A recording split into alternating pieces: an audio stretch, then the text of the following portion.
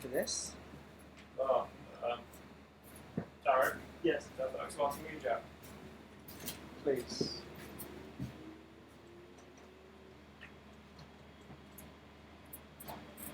Thank you. Yeah, no, that should. No. Fuck yeah, no.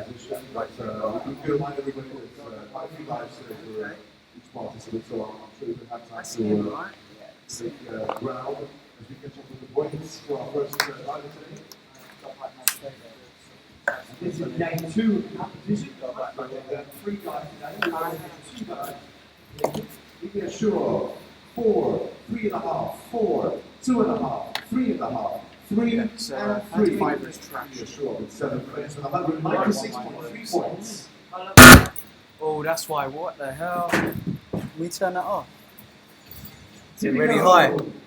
Again, representing Belarus, put your hands together for Victor Maslowski. That's fine. Turn that down. Yeah. Sorry, my bad. Huh?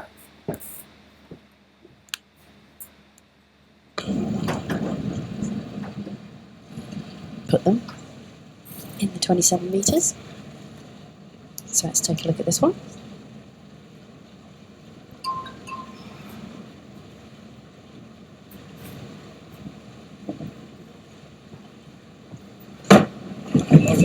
Unfortunately for him, almost the same error on the end. It appears the water's coming up quicker than they anticipate.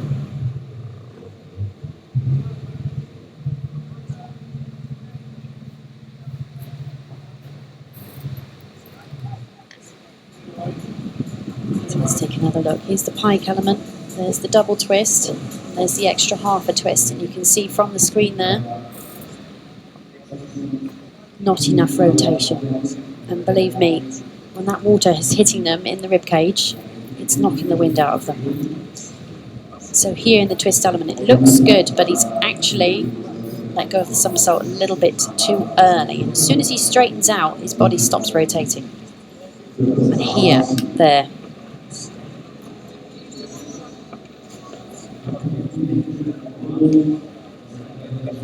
Diver's looking on with some concern there. 4 was scored.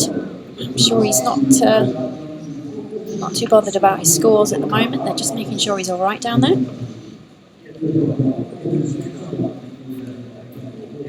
Although it looks nice and calm out there, that water, as Miguel said, it is like hitting concrete. It's tough stuff.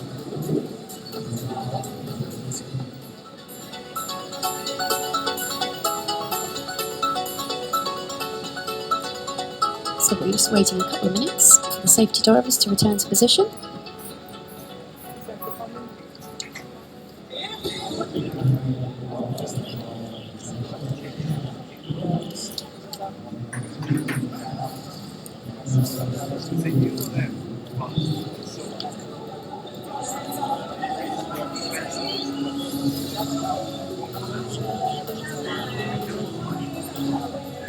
Oh, somebody's run that fire.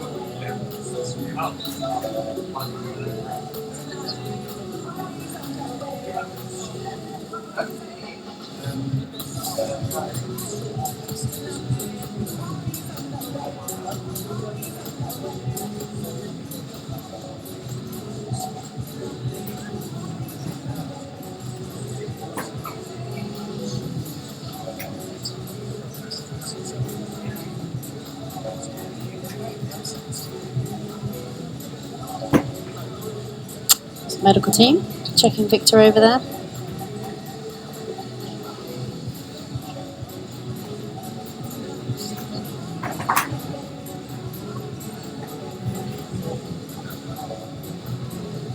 Get to take another look at it there.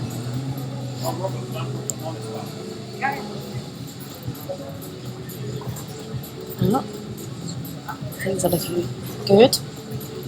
As I said, the stretcher, the neck brace is precautionary. They need to just double check that he's okay, and he looks to be kicking and about to sit up. Well done to him. So our next diver on the platform from Ukraine, Sasha Kutsenko. Now then, this one will turn your stomach upside down. This is a handstand dive. So if you thought it was tricky, diving from 27 metres from your feet, how about this? This is a handstand, back 2.5 somersaults with 3 twists.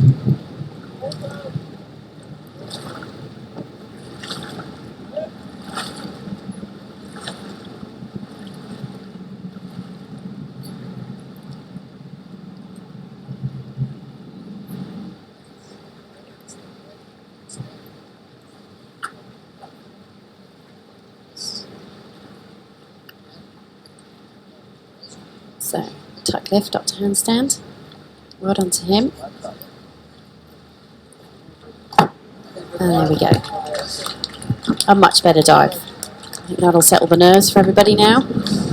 So that's the back arm stand, so he has to perch right on the end of the board, kick up to handstand. Now the divers do need to show a balance, and there it is. And he does a push, 2 twists, straight off the platform, and finishes with the Barani on the end. So there he goes, 2.5 twists around, sees the water. So at this point he keeps his eyes on the water, does not lose sight of it. This is the Barani. And then he prepares by piking at the hips, just getting ready for the entry. A little bit short of rotation. But overall, a safe dive for him.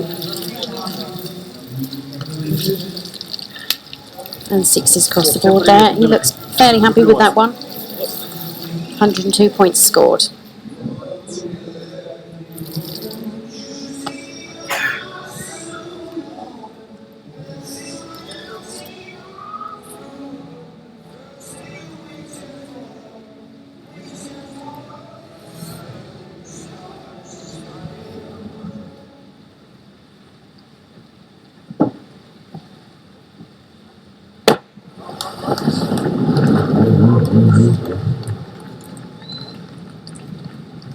Okay, another diver there, suffering from a little bit of lack of rotation.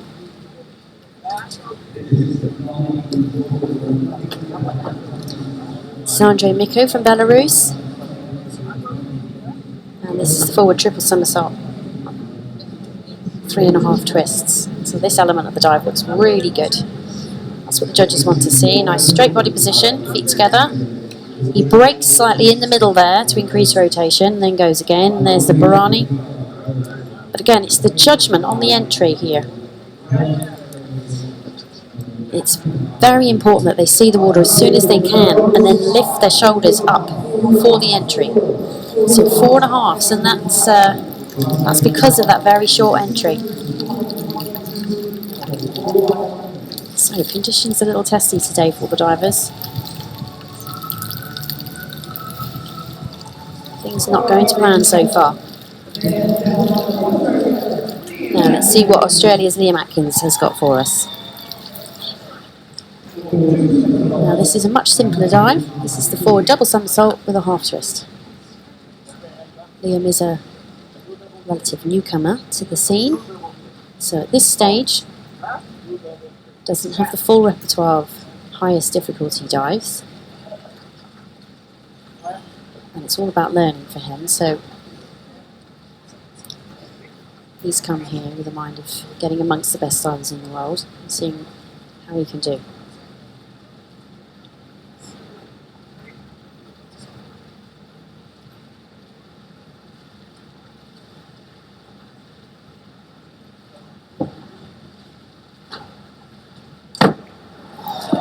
And there you go, there's the vertical entry. You'll be happy with that one. Yep, very nice. Fist pumps all around. So this is relatively simple. So it starts life as a front 1.5 somersaults, and he adds the Barani onto the end of the dive. So here's forward 1.5 somersaults, break out, see the water, and the long Barani all the way down. So good job from him. Vertical entry.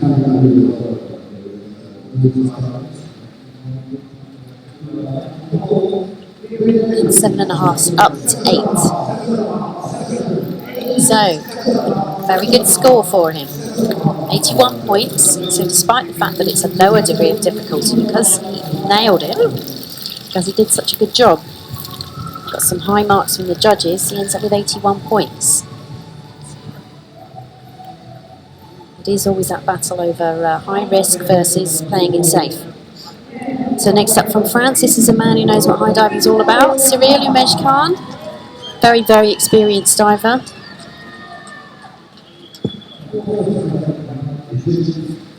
And his third round dive is a forward 4 somersaults with half a twist.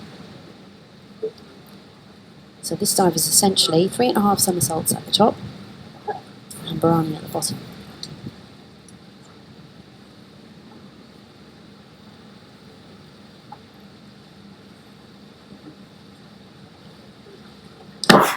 And superb dive. Cyril absolutely nails his third round dive. That's a little bit more than okay. Superb, really fast start, really good. For a second there I thought almost too fast, but actually speed is of the essence today to avoid that under rotation. And there you see the vertical entry. That's what the judges want to see.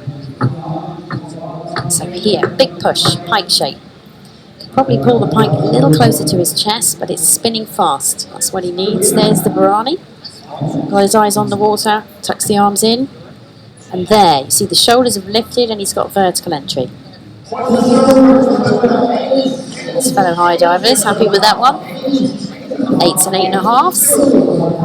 120 points. That's a bit more like it. And that shoots Cyril into the lead. Well done to him.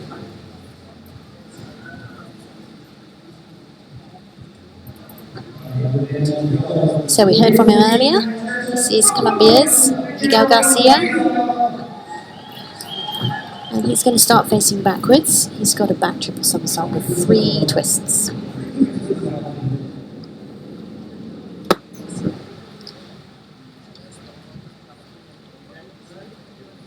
So these 3 twists will be split into 2.5 twists, followed by a half twist in the Barani.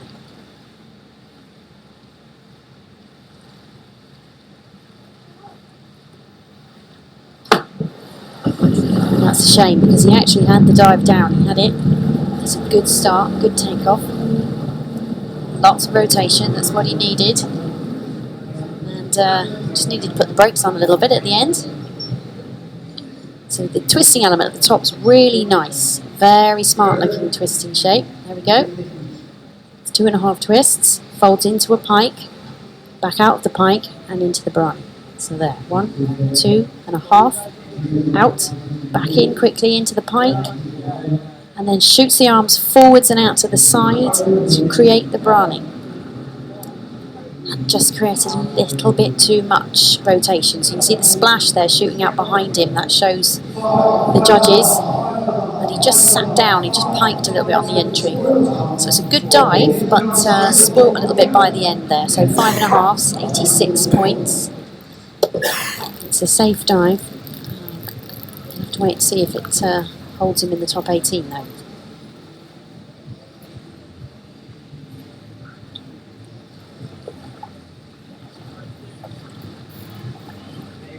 So, this is a gentleman that likes to push the boundaries, and this dive in particular is the one that he is world famous for. It's the gum shield. So this is, as they call it, the quint half. 5 somersaults with half a twist. See if you can count these.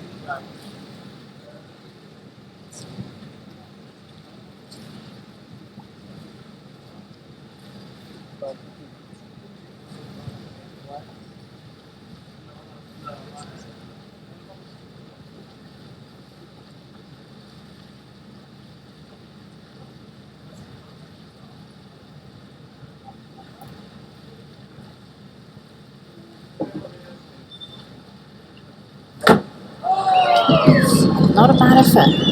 Not a bad effort at all. You needed a little bit more rotation on the top. You've got to go around 5 times. You need to go after it. For me, just needed to push his hips up harder, pull that pike in. Spinning so fast, it is really hard to judge when to let go. Here we go, 2, 3, 4, and then 5.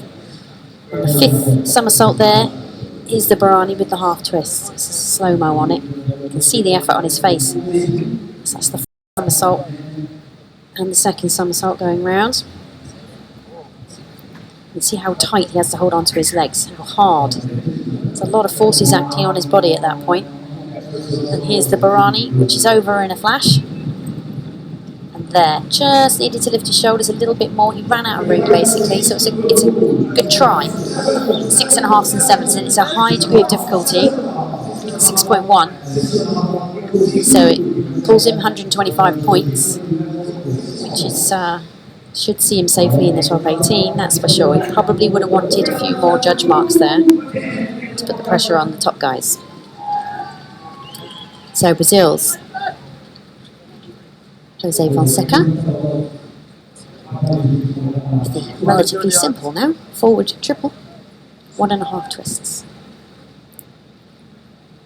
So he'll start with single twist right at the top at 27 meters, and the other half a twist will happen right at the bottom at 10 meters.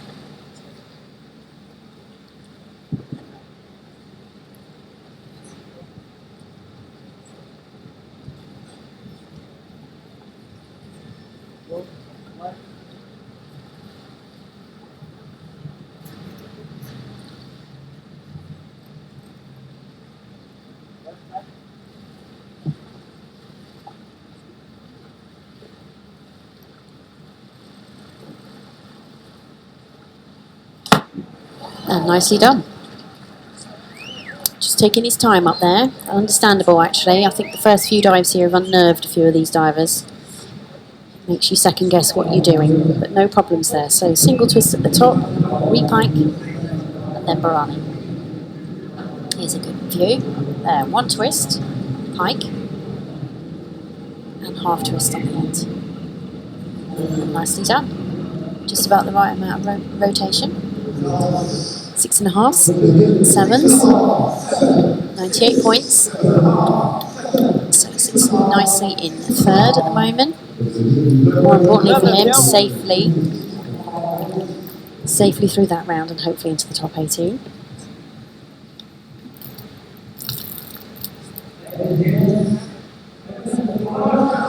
So next up from Russia is Igor Samashko. He had a fantastic opening day. Despite being one of the more senior divers, shall we say. He showed them all how to do it 2 days ago. He had a good first day. And this is the forward triple with 2 twists.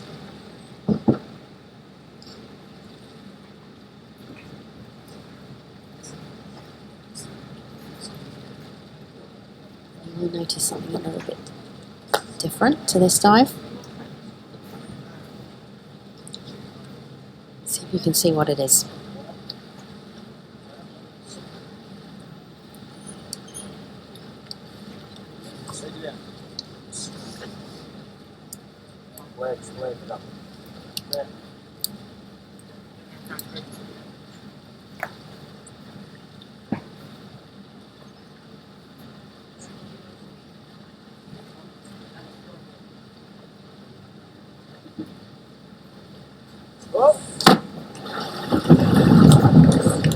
Big problems, unfortunately, for Igor.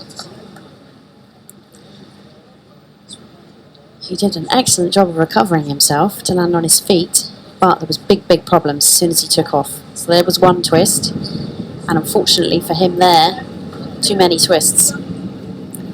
So there's 1, and there should only have been 1 twist there, but he put 2. How he got round to his feet, I don't really know. So perhaps this is a dive we should think about doing, but it just shows you how tricky it is making decisions when you're 20 metres in the air.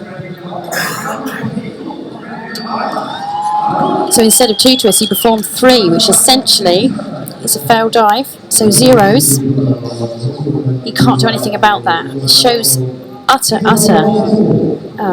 determination to make sure that he landed on his feet in a safe way.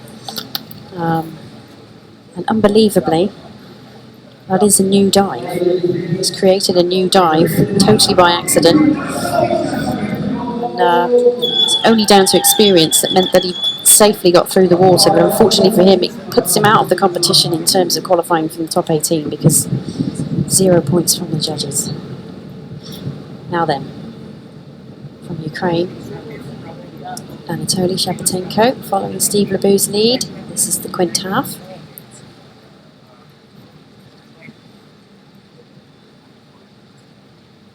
So it's not the most difficult dive in the world, but at 5 somersaults, most people would consider it the hardest. So, as fast a jump as he can, tight as pike as he can, and a quick barani on the end. It's just asking the scuba divers to splash the water for him so he knows exactly where the water surface is. And he's ready to go.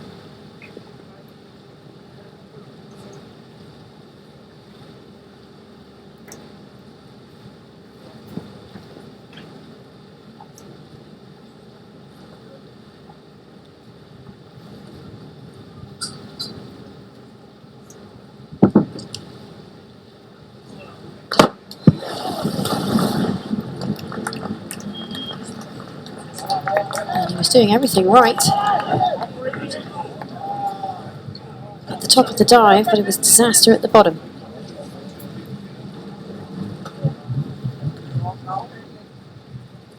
So he's out cold for the minute, and there you can see why. This is the gamble that you take on these higher difficulty dives. And it was going well. This is super diving at the top.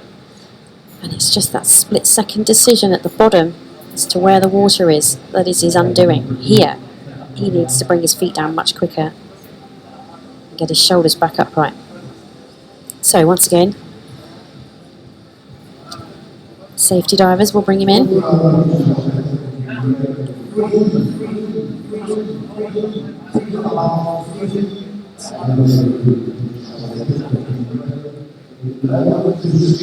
So he's giving the OK signal, just making sure he'll have badly winded himself, literally knocked the air out of himself. And it just takes a couple of minutes to come round, but he seems to be sitting up and hopefully for him no injuries there to the chest or the ribs. So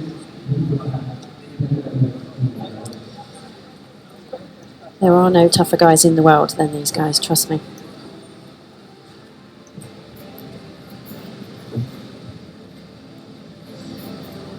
It's not doing a lot to settle the nerves of everybody else. It's when mistakes keep being made like this that the divers start to think that something's not quite right. When actually it's just coincidence. It's just the fact that there's some nerves out there. There's some nervous people just making some errors. There's nothing wrong with the tower. As I said, the conditions are near perfect, and the wind is actually settling down, so I think it's just a case of poor decision making, really. I can quite understand the nerves. I stood on the end of that platform myself a few days ago, and it is every bit as high as it says it is.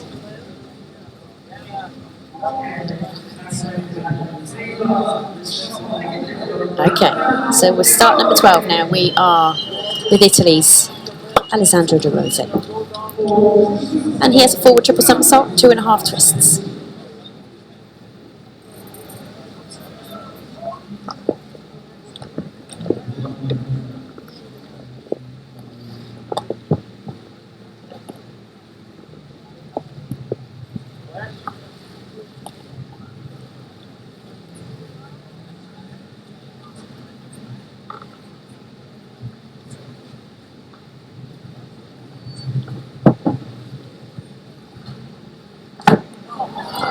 Beautiful dive from Alex.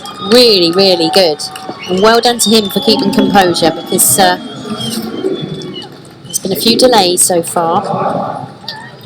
But no lack of confidence from him. So he starts this dive with the pike somersault. And he flicks from the pike out into 2 twists and then finishes with the Bharani. So, like I said, the divers can choose where they put each of the elements, as long as they complete all of the elements that they've written down on the list. So it's triple somersault and it's 2.5 twists. Good form in the twist. It's not all about getting it right on the end, it is about how the dive looks in the air. He's super pleased, and he should be. 8.5s from the judges, 132.5. Puts him in second place, just behind Steve LeBou. So he's having a great week. His training's been looking really good, and full of confidence this afternoon. It's good to see.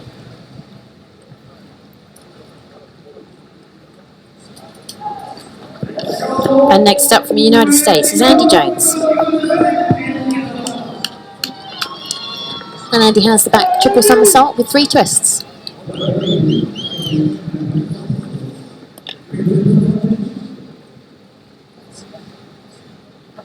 So standing backwards. So again, these high divers on the cliff diving circuit used to all manner of strange locations and different places to dive, so the conditions here are perfect. Good Olympic standard diving boards, and like I said, the wind's dropped, it's all looking good.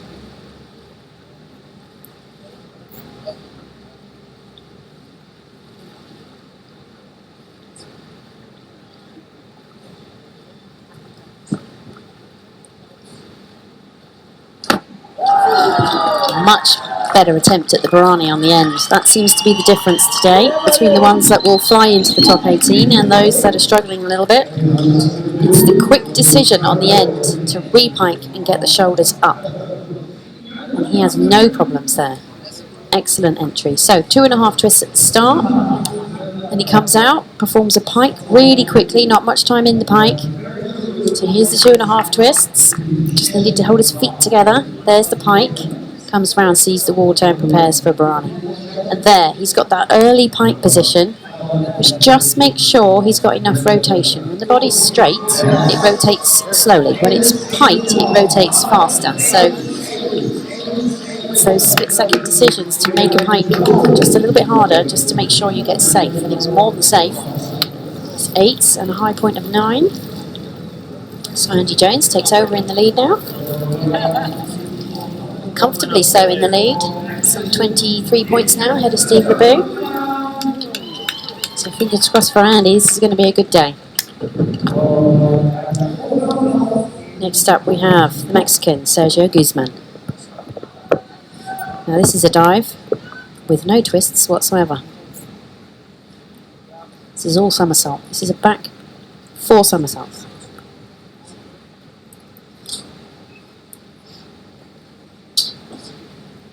There's different ways of doing this. Traditional way would be back 3.5 somersaults, as you might see from a 10-metre board, and then float the last half a somersault round to your feet. There are some divers that would break out in the middle for control and then pull back in, but we'll see. Sergio has very, very good basic diving skills. So, young divers, watch his slow motion replays because his technique is really good.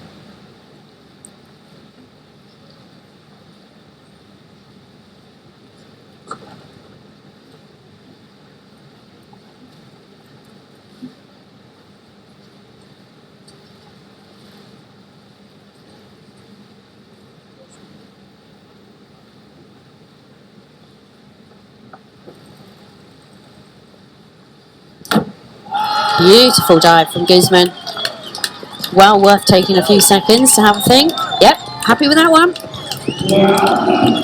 So there you go. So here's 3.5 somersaults. 1, 2, 3. Kick out, float round, In, almost perfect entry.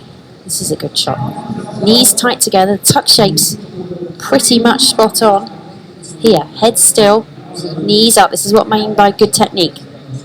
And look at his head moving and spotting every single somersault. Head tucks in again, then it moves again, has a look, tucks back in, looks again, kick, make sure of the kick. This is a diver that knows exactly where he is all the way round, which is so important. Floats in, body straight, arms straight. Great entry. Let's see what the judges give, and it's 9s right across the board. Well done to him, 145.8 points. So we're creeping towards the magic 10.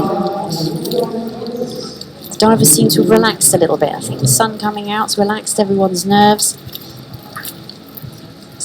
Far less tension out there now. So next up we have the man who's considered the legend of cliff diving and high diving, Colombia's Orlando Duque.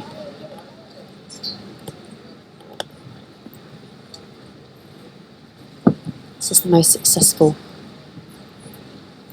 high diver in history. He's not currently world number 1, but you will never write this man off. This is the back triple triple. So 3 somersaults, 3 twists.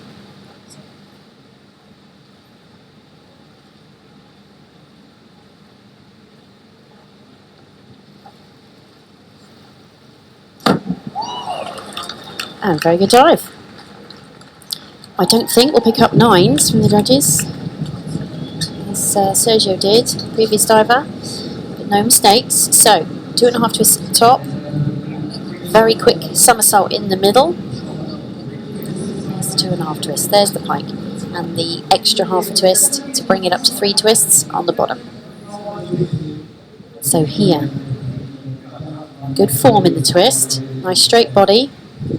See the elbows there, pulling out behind his head to create the twisting action, and then the repike, just needed to straighten those legs a little bit more, but he's in control. And for me, just needed to straighten out his elbows a little, just to complete that, that perfectly straight body position. 7.5 8s, and as he had a previously good 2 rounds, that just slots him in 2nd place at the moment, very close behind Andy Jones. And a safe dive. And this man knows the sport inside out, so he just needs some safe dives and he'd be ready to pounce in rounds 4 and 5. So now we do have the world number 1. It's Gary Hunt from Great Britain. And Gary is known for, again, pushing the boundaries, taking the sport to an almost impossibly high level. This is a back triple with 4 twists.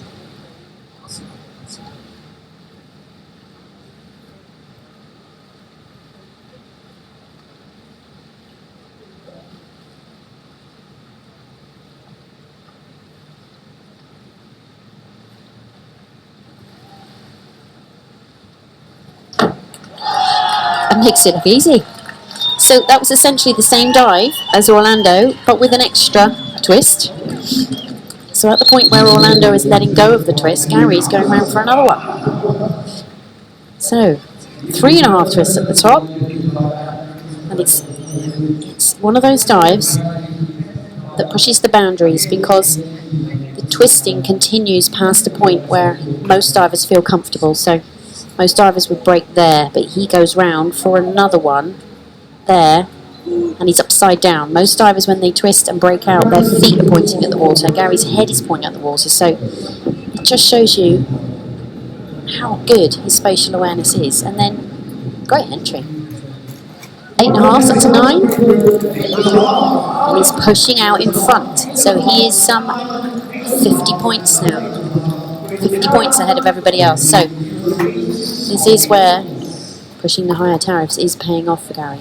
It just means he gets such a grip on the competition early on. So what can Poland's Chris Kalanis do to follow that? And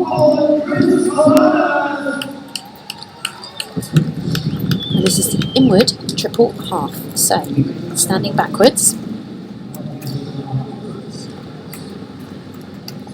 So we have the sun in his face. And he'll take off and somersault forwards towards the platform. So he's got to make sure he's just far enough away. Not too close to the platform, but close enough that he's got enough rotation.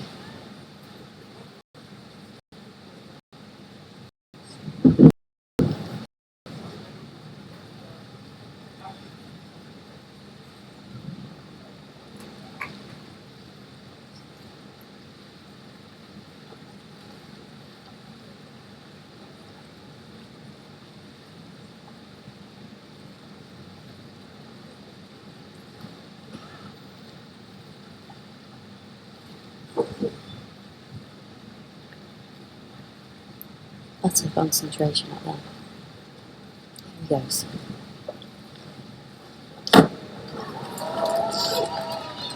And I think all the divers just making doubly sure they are ready to go up there. We're feeling the breeze slightly down here, so the breeze will be exaggerated up there. It will be much stronger. But no problems for him. There you go, somersaulting towards the board. So he basically does an inward 2.5 somersaults pint, which a lot of divers will be familiar with. There, inward 2.5, breaks out and adds to the end the Barani. It's a really good shot of the Barani there. They are literally flying. And good entry, nice straight body. 7s up to 8s. See there, we had a high of 8.5, but that will come off. And 2 of the 7s will come off, so 8s across. Nice safe diving from Chris so far. So this is a man, one of the few people that can actually chase Gary. This is Russia's Artem Silchenko. And he also has the back triple, so the same as Orlando. So, lower degree of difficulty than Gary.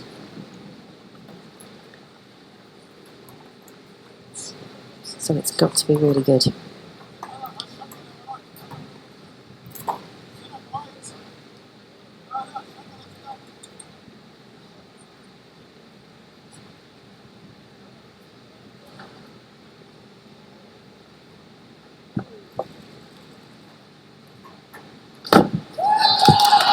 Beautiful dive from Artem.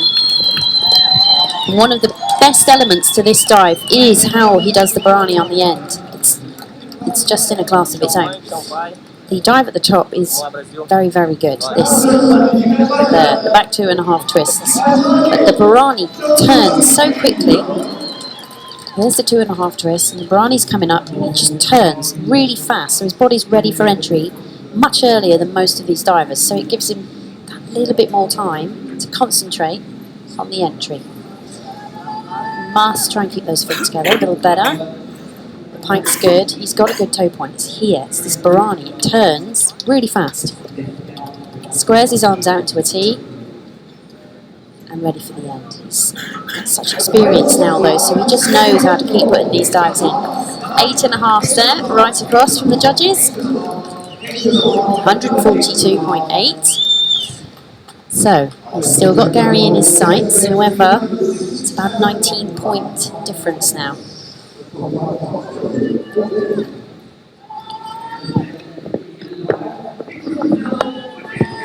Next up, Brazil's Jocelino Jr. And this is the forward triple with 2.5 twists.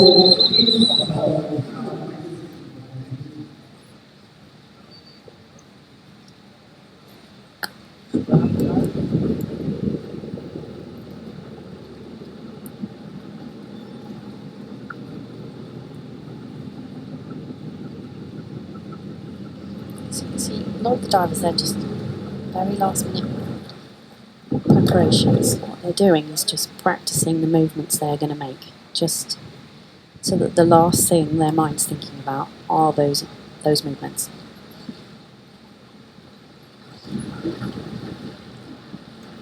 And then depending on the diver, they're either counting themselves in, or indeed if it's a windy day, waiting for a little bit of a drop in the wind.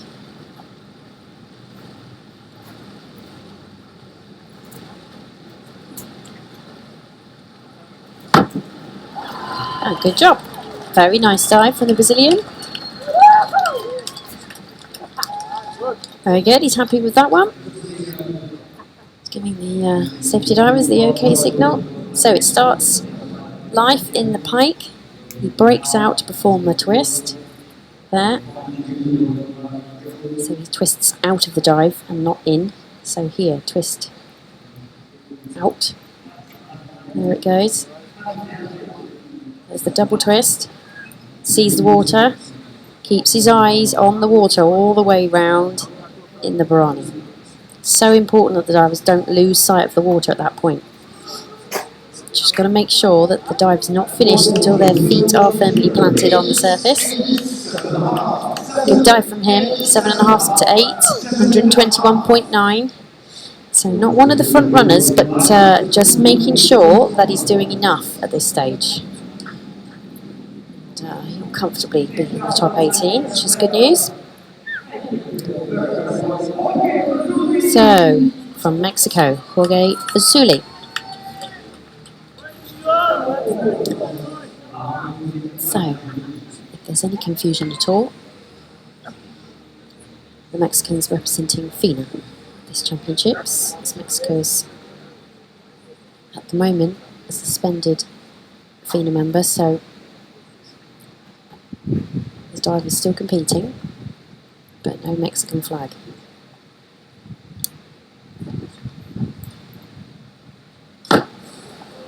Oh, that was big problems for Jorge there. It was a nice looking dive at the top. He's alright. He's a tough guy. Now, the somersaulting at the top is good, but I think he's got a little bit nervous. He's opened out of the somersault. 1, 2, 3. Opened out a little bit early, and as I said, as soon as you open out into a straight position, you slow down the rotations dramatically. So even though you might have 10 more meters to complete the dive, you're running out of time fast.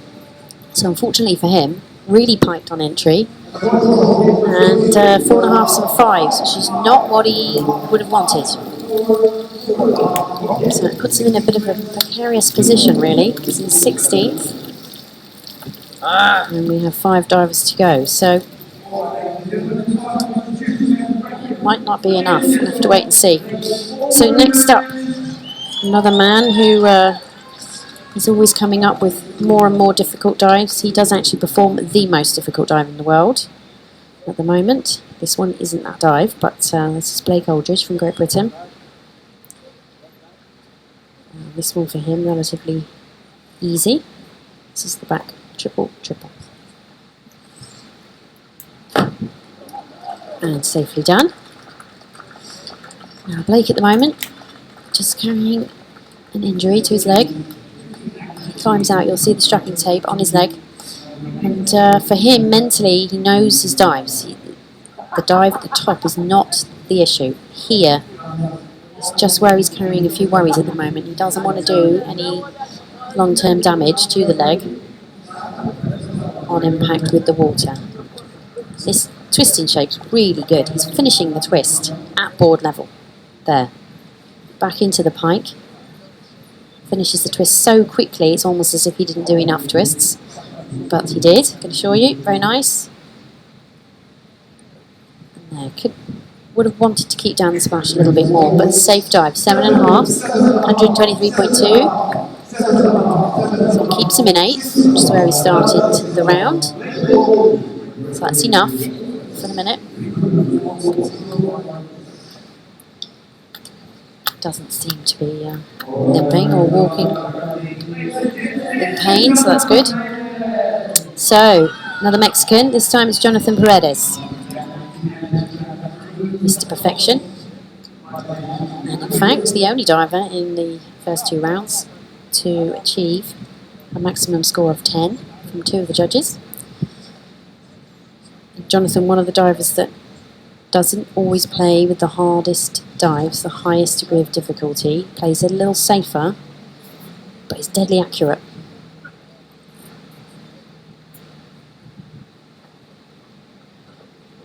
So this is a back triple with 2 twists. So he'll perform 1.5 twists at the top and half a twist at the bottom.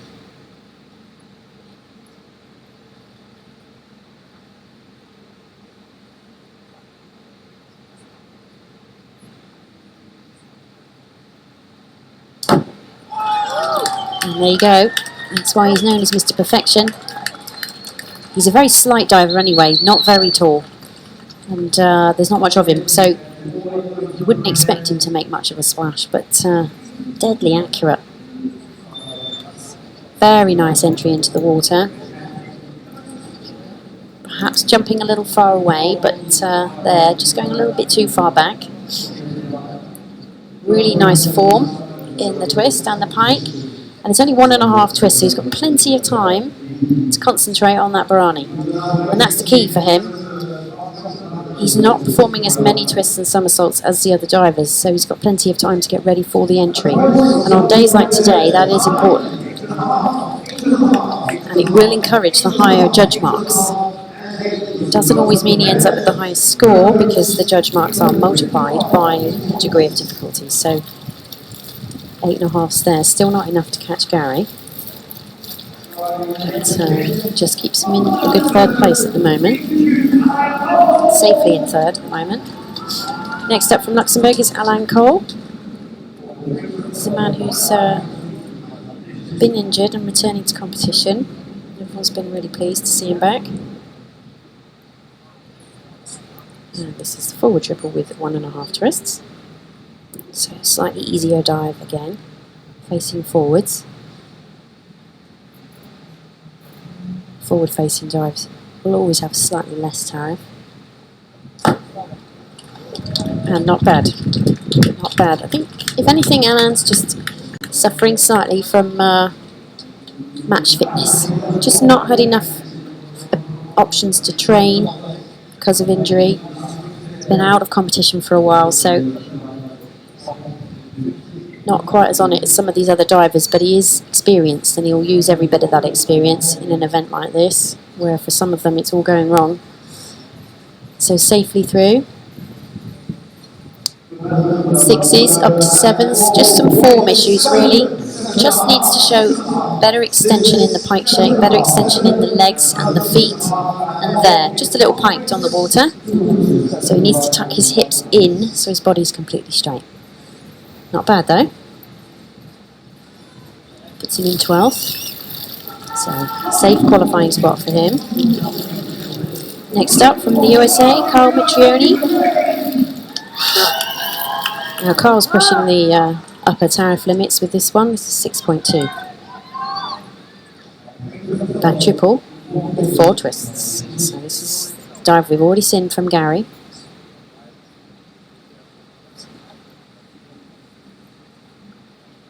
Just going through some last second preparations, just making sure in his mind he knows what he wants to do.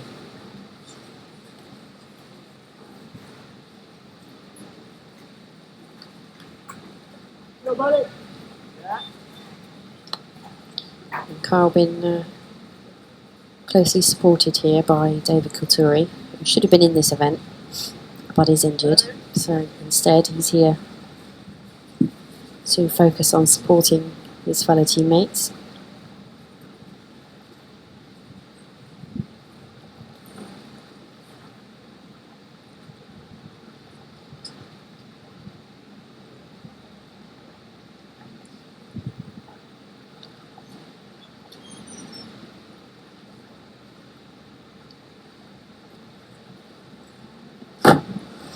And a very good try. Now, it was the same dive as Gary's. There will be obvious differences between his and Gary's dive, which you'll be disappointed with, but when you are trying these big dives, and for most of these divers this time in the season, these are new skills. So we'll get a better look at it, I'm sure, just here. The twist is going okay, and just in the third twist there, he loses his legs. So that'll be an obvious deduction to start with. He's got so much going on in this dive that he's starting to lose the form on the way down. So 4.5s and 5s, so it's a good try. But really needed to be up in 6.5s and 7s really to establish himself in the top 18. But it's obviously a dive that he's working on. He'll go away and adjust the lead-ups and make sure that when he next performs it, it is much better. So the final diver then in this third round from Bulgaria, Todor Spasov. And this is the forward triple with 2.5 twists. So Todor, in general, opting for slightly lower degree of difficulty dives. But he's got bags of experience and he's well used to all different manner of conditions.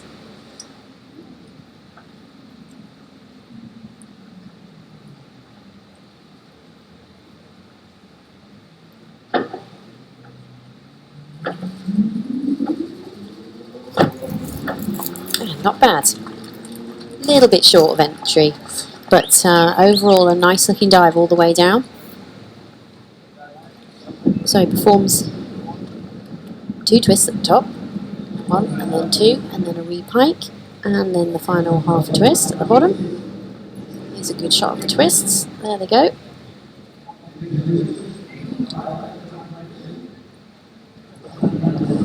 Just a little bit piked on entry. So he'll have felt that on his ribs. He's putting a brave face on it, but he will have felt that impact. I notice a lot of the divers are wearing a lot of strapping tape. It's not necessarily injuries, but it's definitely that added extra bit of support that they need, particularly on their lower body for the impact into the water. The forces on their bodies are incredible. So that completes this elimination round, and we're looking for 18 divers. So there's the first 7. Gary stretching out in front, just ahead of Artem and Jonathan, and then Andy and Orlando pretty close together, and 8th down to 14th. All these divers qualify for the next round. Well done to them. It's been a testing afternoon so far. And there we go. The final divers. And those divers at the bottom there, unfortunately today, just having a few problems, and we wish them well. I'm sure they'll come back fighting next time. But for the time being, they're eliminated from any further participation. And we get to have a look at the fabulous views from the 27 metre board. And we're going to hear from Gary Hunt now about how he's feeling so far. Well, Gary, you just look so relaxed on the platform and you make it all look so easy, but it's not, you know. How do you get yourself in that right frame of mind to perform like this? I mean, it's incredible diving, especially for the first competition of the season. I'm just getting more comfortable up there. And I think confidence is key in this game. You have to believe in yourself, and you can't listen to those doubts that you have telling you not to jump or that you're not good enough. You just have to believe in yourself, and confidence seems to do the trick. And what's it like when you first start high diving? I mean, do you find there's nights where it's very difficult to sleep because you're kind of, you know, replaying that dive in your head over and over? Well, there's many a time where I've questioned myself, saying, why am I doing this? Like, it takes so much energy to just even think about a new dive, and it's such a long process. Sleepless nights, endless thought processing, but it's all worth it in the end. Exactly. I think that feeling after the competition or after you've completed that dive must be the best moment for you, yeah? Absolutely. It's such an accomplishment, and with a lot of jobs you don't get that satisfaction. With this you work hard for something, and with 3 seconds and one hell of an impact, you get a result. Great words from Gary Hunt. Thanks for your time. Cheers, buddy. making it sound very simple.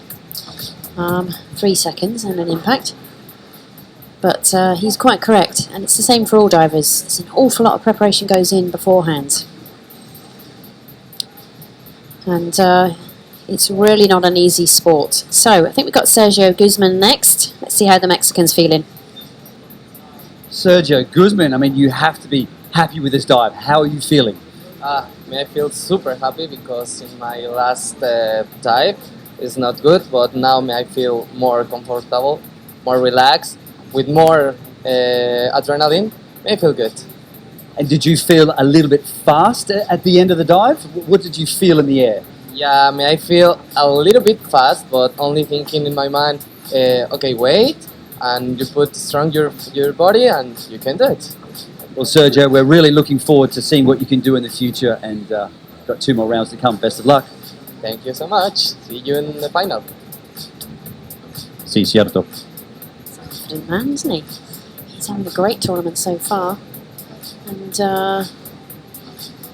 Mexico, of course, most considered the birthplace of cliff diving. I think most of us, at one point or other, recognise that vision of La Quebrada and the high divers diving from the cliffs. And those really are the origins of this sport. And these days, of course, it's a much more organised affair. We're not having to worry about tides and you know, depths of water. Everything is very specially controlled these days. And you can see on the platforms there, the 5 and 10 metre platforms. Those are the preparation boards for these divers. Every day they come in and they do at least 40 minutes on the low platforms, and then another 40 minutes on the higher boards. So we have 18 divers for our semi-final.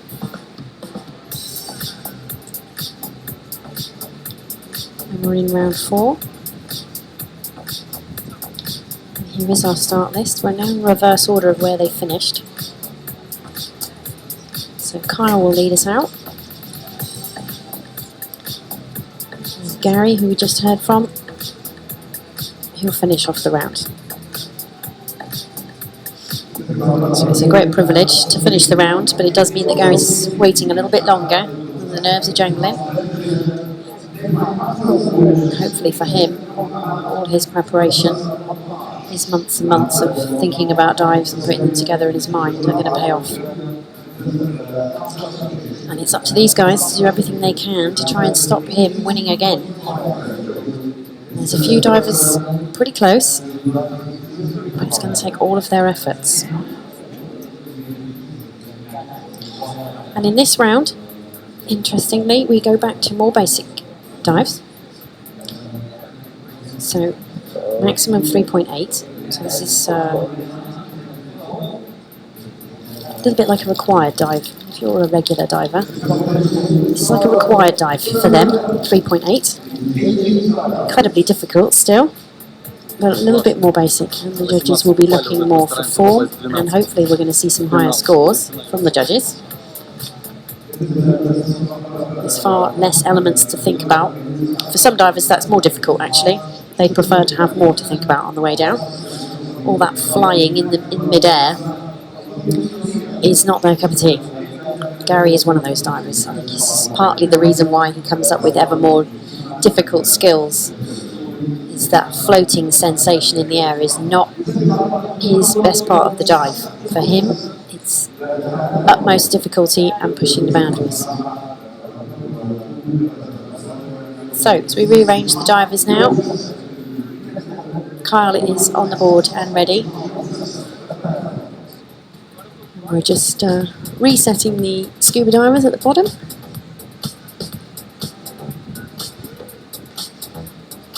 And I'm pleased to report back to you that the divers that were injured in the first couple of dives, they are okay. They take no further part in the competition anyway, but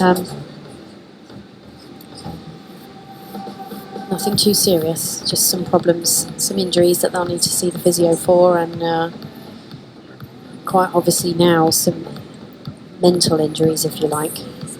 Some doubts have been creeping in, so they'll have to go back to the drawing boards, work out a plan of how they come back. and make themselves go back up again.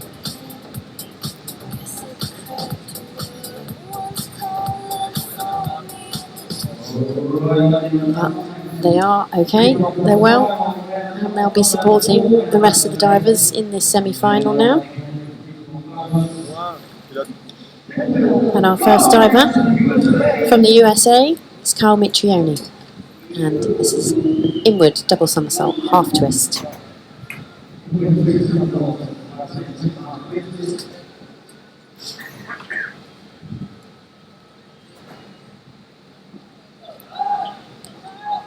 So that's what an inward double half twist looks like from a standing position.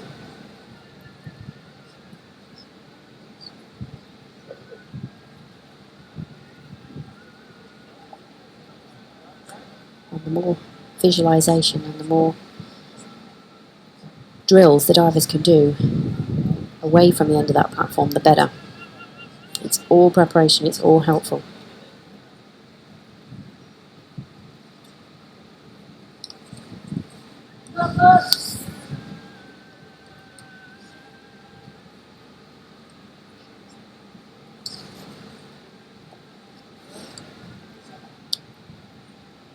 And he's ready.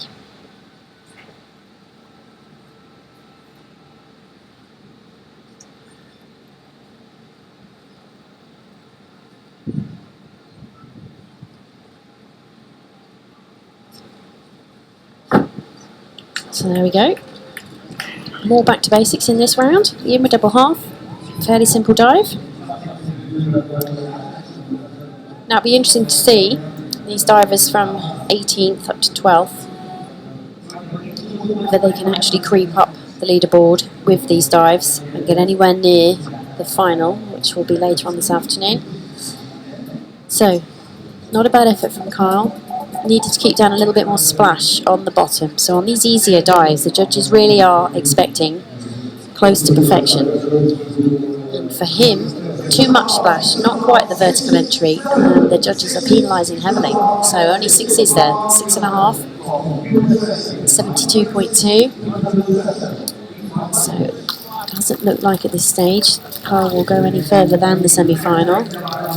But again, he's last minute replacement for David Couture, so he's done well to get this far.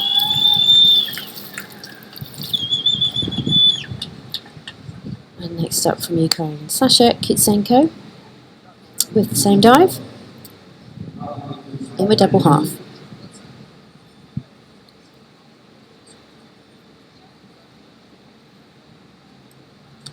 We'll be seeing a few of these in this round. It's a popular dive at this stage. So all the divers carrying no more than 3.8 degree of difficulty, so we're going to see a lot of the same dives repeated.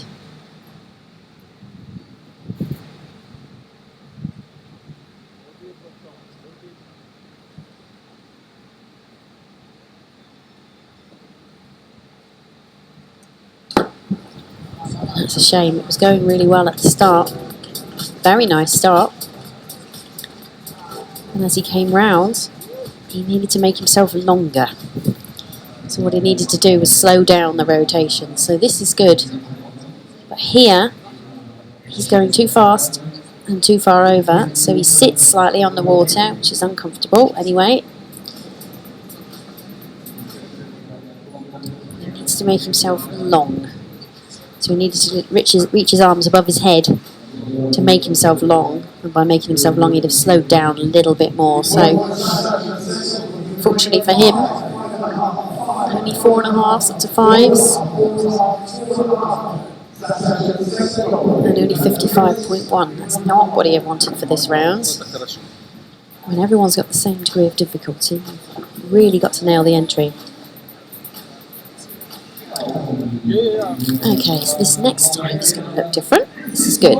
It's one of my favourite dives. It's from Bulgaria, Todor Spazov. And this is the reverse somersault in 3 different positions. Now, normally, in Olympic diving, the divers will write their list of dives down. And they have to choose a position for each dive, just one position.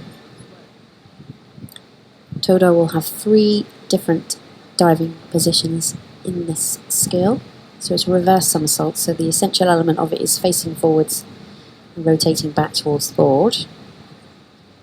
But he'll have 3 separate phases to the dive. And there they are. And he had it down. He stayed a little bit too piked on the end of the dive. So we'll talk through the 3 different phases. So at the start is a pike, then there's the straight layout, then the tuck, and then the entry. Here again, pike, straight, tuck. And it's a very quick tuck, because if you tuck too long, you speed up the rotation way too much. It's a very quick tuck. And for him, just too much rotation. So from 10 meters there, he's aware that he's over rotating already. And, 5s and 5.5s. So again, a few nerves, but difficult for these divers to go from highest tariff dives down to basic dives in 1 round. So you've gone full on adrenaline down to cool, calm and collected in 1 round. And that's difficult to do anyway, let alone from 27 meters. So let's see how Colombia's Miguel Garcia goes. This is the inward double half that we've seen twice before. Fingers crossed for him, it's better than the 2 previous divers.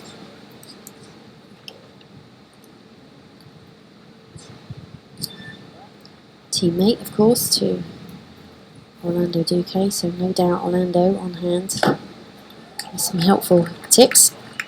That was a beautiful dive. Really good.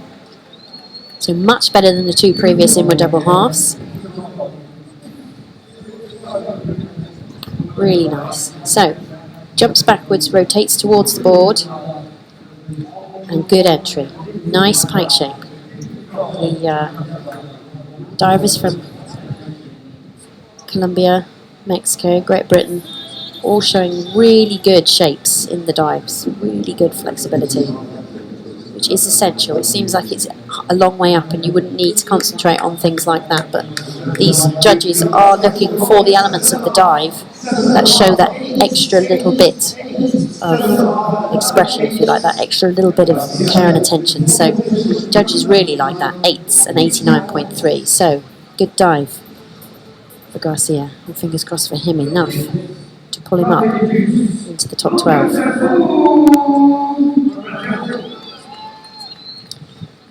Okay, from Brazil, Jose Fonseca. So this is a reverse somersault again, so similar to Todor, but this time just in the layout position. So 1 position this time.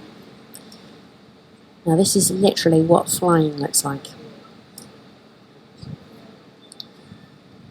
This is probably the most traditional dive that you'll see.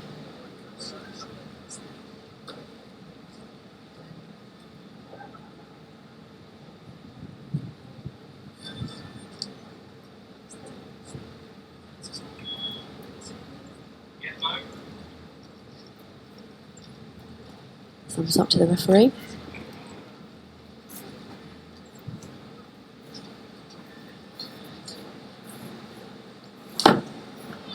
And simple dive, nicely done. And that's what I mean by the most traditional dive. It's just a layout position all the way down. Now for some, this would seem easy, but actually really hard to control. Because if you indicate you're in the layout position, you can't move from that position. You can't tuck, you can't pike. You have to stay in that position all the way down. Hold it, hold it, hold it, hold it, hold it, until you come in for the entry. A little bit of pike there for me, just before the entry, which is probably not strictly a layout position, but that's just the point where he's getting ready to land on the water. The cameraman enjoying this one because it's one of those fantastic looking dives. 7, 7.5. Good dive for him. It's just behind Garcia now, unfortunately. So Garcia jumps up one place closer to the final.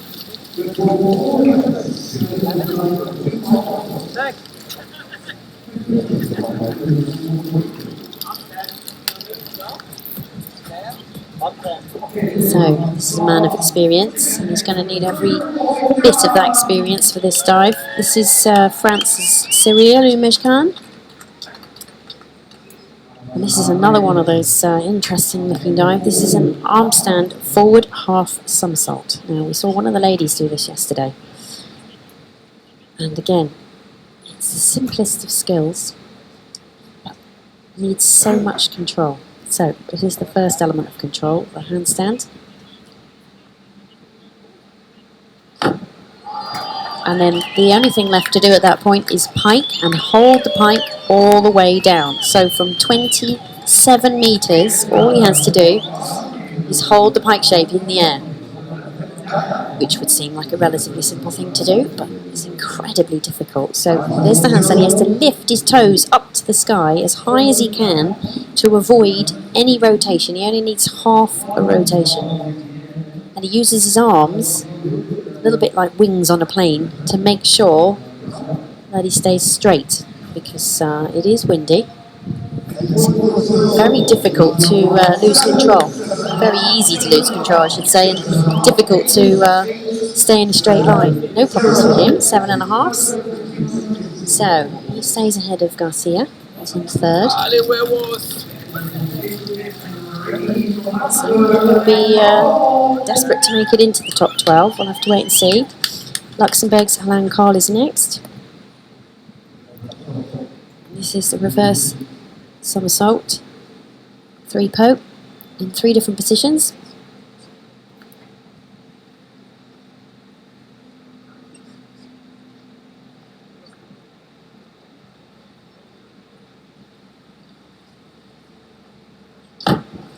And very nice. For me, he jumps a little bit far away from the platform. There needs to be a safe distance, but not too far out. There is a penalty involved in being too far away. So there's the pike, there's the straight, the tuck. He had more control than Todor on the end. Because he's travelled forwards, he is having to make adjustments. When you do that, it's difficult to line up straight. However, it's a safe dive. Judges have penalised that forward jump, 6.5, so they'd have preferred him to have better balance.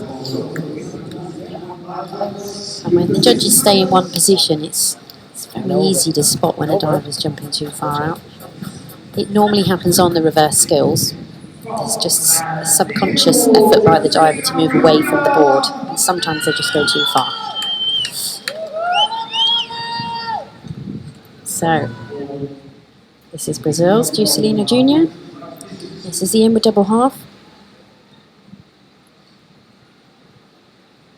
So again, some of the divers choosing very, very simple skills that need a lot of control, and some of the divers choosing a little bit more rotation. They'd rather have things to do on the way down.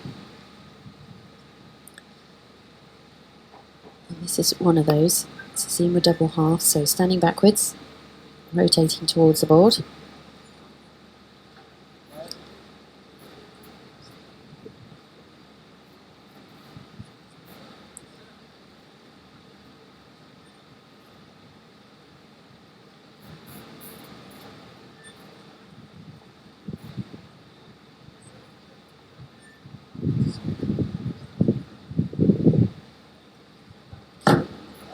Very nicely done.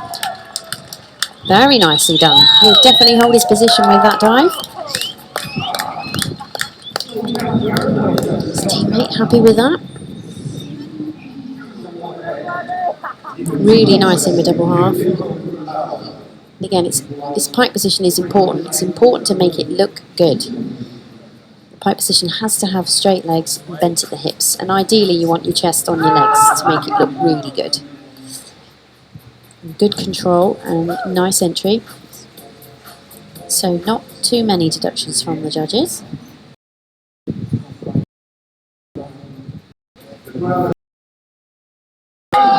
Eight, up to 8.5, 95 points. So slots him in second. So we'll be seeing him in the final. Well done to him.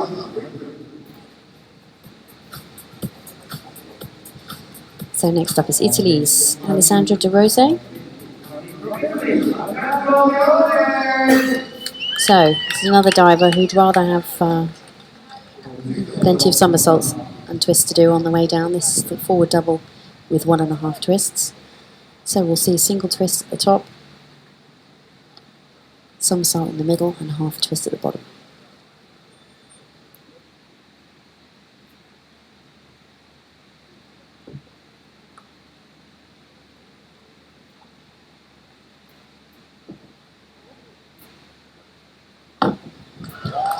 And very nicely done. Very safe dive, confident looking dive. It's important that the divers do give the impression that they are completely confident. Gary mentioned it earlier. You don't only have to feel confident, you have to look confident, so you have to jump really well. That's a good jump from the platform. The good jump also means you've got plenty of time to fulfill all the skills. If you've got plenty of time, you can make any adjustments that you need to make on the way down. So if you need more repike, you can do that. If you need to straighten out and slow down rotations, you can do that. And he's very happy with that. 7.5 up to 8.5, so we'll lose 8.5, we'll lose 7.5. So row of 8s there, 91.2. So he now goes into second place. So now we move to sort of the top end of the group. So for these divers, it's theirs to lose now. They need a safe dive. And for Blake, that's a back triple with 1 twist. We should see half a twist at the top and half a twist at the bottom.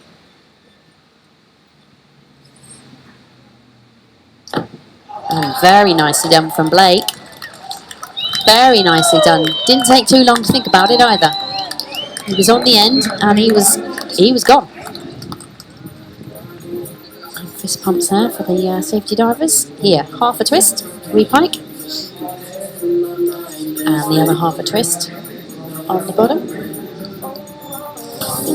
This is a nice easy dive visually because half a twist means you can get your eyes on the water pretty early. Worked well for him. Good choice of dive at this point. Don't want to make any mistakes at this point. 8.5 up to 9. So the 9 will come off, the 7.5 will come off. 96.9, 400. He just edges ahead of Gary Hunt, but obviously Gary's still yet to dive. So Blake will safely move into the final, which he'll be pleased about.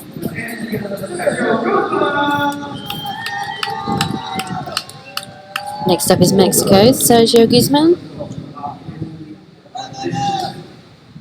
Now, he's a diver that works the back double, back triple, back quad somersaults. And on this round, he's choosing something different. This is the inward double with a half twist.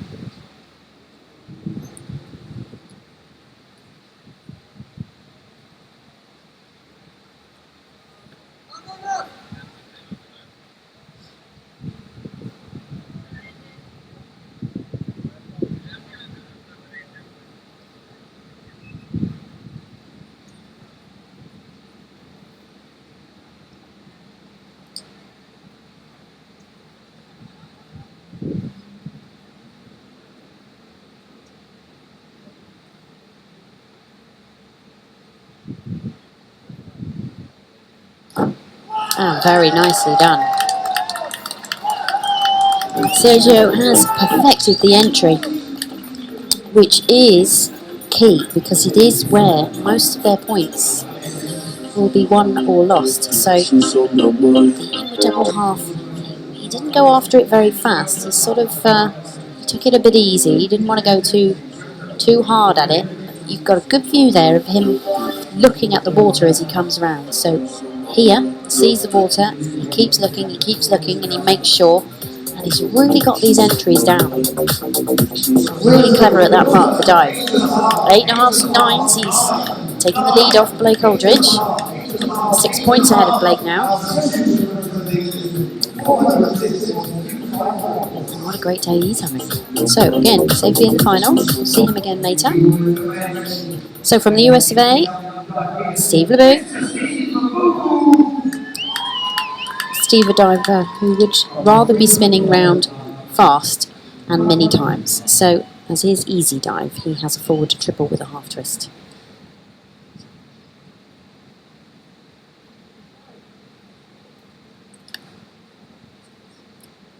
He's the shortest diver, so he uses all of that to his advantage. It means he can spin really fast. Now he's chosen the tuck position for this dive, so it'll look different to the others. He'll have his legs bent in the dive.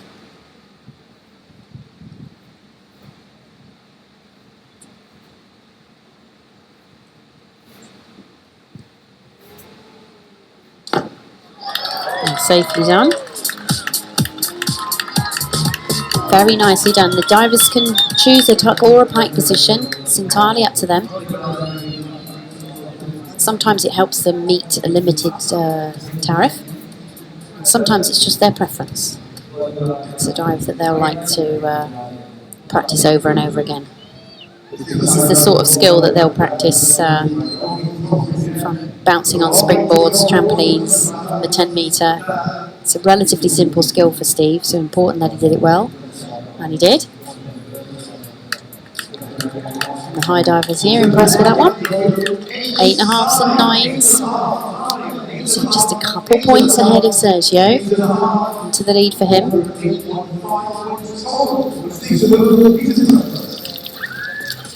So despite that small error in the last round, he's back on top again. From Poland, Chris Kalanis. And his simple dive is an arm stand dive. Arm stand forward, 1.5 somersaults with a half twist. So he needs a good steady balance up there in the breeze.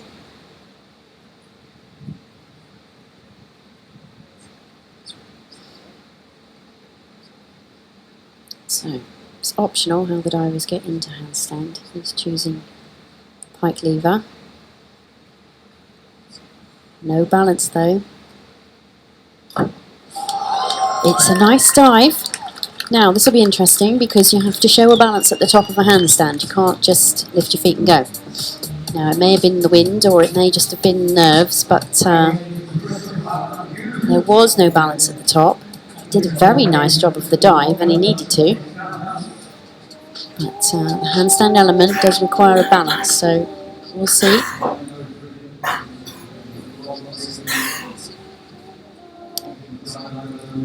Yep, a couple of the judges there deducting. So for me it was an 8.5 dive, and you can deduct up to 2 marks for not showing a balance, and some of the judges did, so that's why he's got a couple of lower marks, 6.5.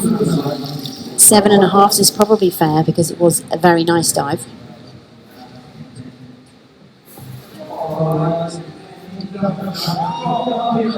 And next up is Orlando Duque from Colombia. Nice simple dive for him, reverse somersault, tuck position. So again, you can choose where to put the tuck. Some will tuck at the top and kick out, and some will fly the top, but tucking at the bottom.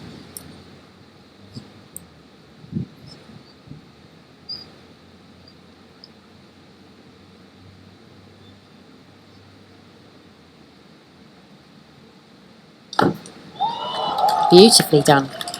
So there, Orlando choosing the flight position first. So flying, and then the tuck at the bottom.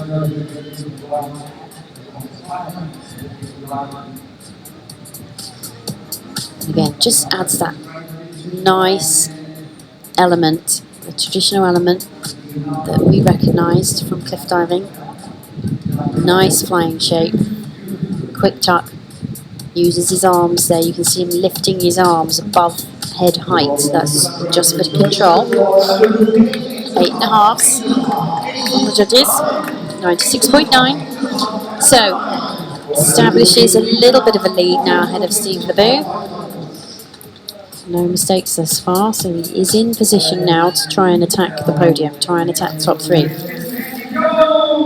Andy Jones is next from the United States for triple half.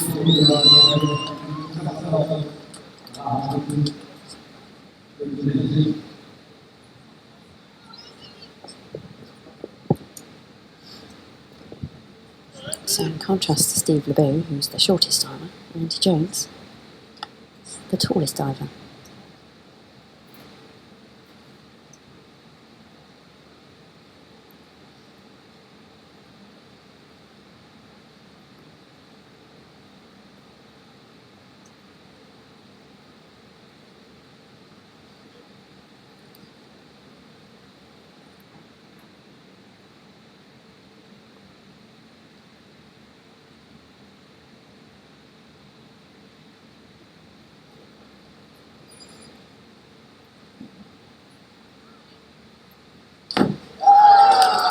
Almost perfect entry from Andy. Well done to him. Now Andy's adding an extra element to this, very similar to Steve LeBeau's dive, but he's out of that tuck super early. So there's the tuck, there's the kick, and he floats the rest of the dive and lines up his body for a really good entry. Look at the splash on this, not much. Very nice. The judges have gone higher. 9s. Very good. He needed that just to keep his edge ahead of Orlando. So he has 11 points now on Orlando.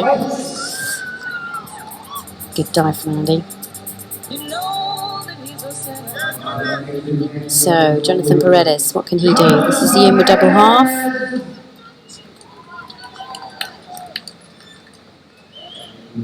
He does incredibly well with less difficult dives to stay where he does. He's always amongst the top divers. And if they're going to make mistakes, he'll take advantage. So, because of his slightly lower degree of difficulty, he does need to make sure on this one.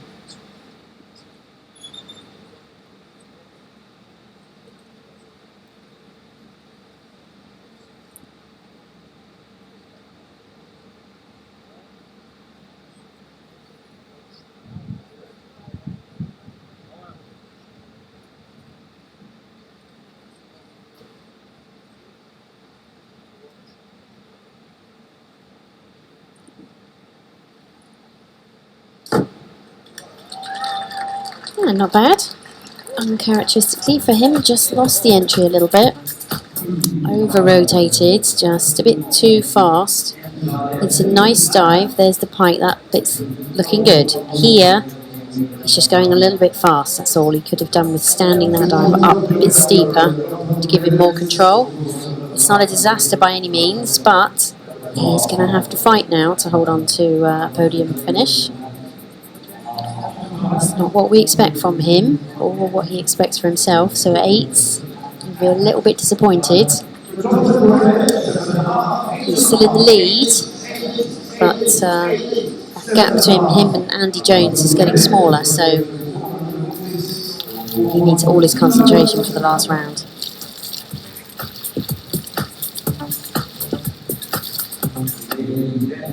And next diver, Russia's Artem Silchenko. This, another one of these classic looking dives, one of my favourite looking dives. This is the inward flying somersault pike.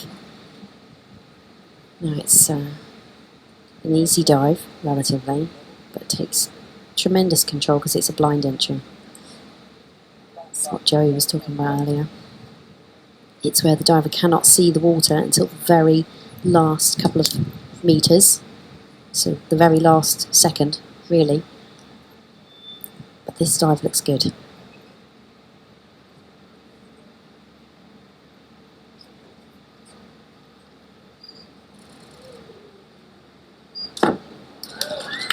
Nearly, but a little bit short of rotation. It's a very nice looking dive all the way round. And he just was a little tense in the repike. He needed to repike longer, so this part looks beautiful there. Just needs a little more pike because he ended up short of rotation, unbelievably. there, where he's just grabbing hold of his legs in the pike. Just needed to stay there a little bit longer. But it's very hard to judge. He can't see the water at that point, so that makes things more interesting. So he's now only 1 point ahead of Jonathan. He's lost a little bit of ground there, only 7s. And he's picking up those scores really for the dive in the air, because the entry was below standard, below where he needed to be. If he was going to make any ground on this man at all, that needed to be almost perfect. So this is the final diver in the semi-final. It's Gary Hunt from Great Britain. This is the reverse somersault, 3 positions.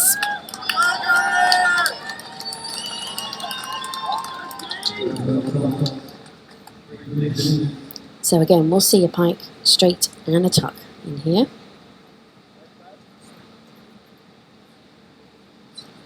Very simple dive for Gary.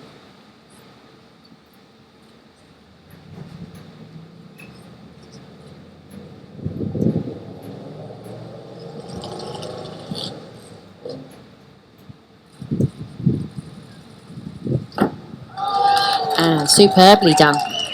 Very nicely done. Now he really made sure in this dive that the flight phase, the straight phase here, he held as long as he could, because it slows down the rotation. So the pike is quick. The straight phase is a good 10 meters, and there's a very fast tuck before the end. So pike out straight for 10 meters, and then tuck, and then down. No problems for Gary. So stays on top. 8.5 up to 9s. It's a 40-point buffer now ahead of Artem. And remember, all these scores carry forward, so the divers keep these scores now into the final round. They don't have to start from 0 again. They keep the scores they've got, and we're looking for the top 12. Top 12 divers. We'll find out who they are shortly.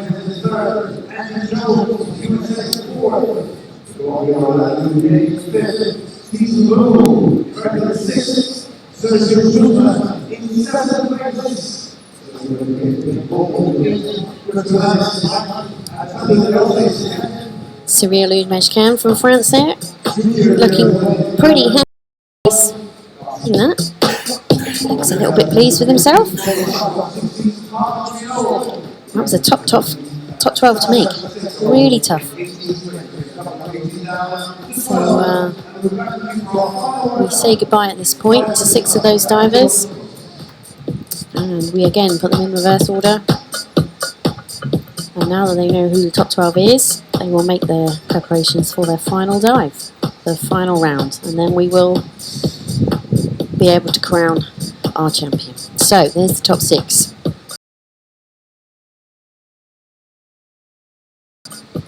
As expected, 6. So Cyril, Juscelino and Alex making the last 3 places for qualification there. Just missing out Miguel, Alan, Jose, Todor, Kyle and Sasha. So fantastic stuff from them today, but not enough to get through to the final. So although all of these divers have prepared 5 dives, it's only the top 12 that will now perform in the final round.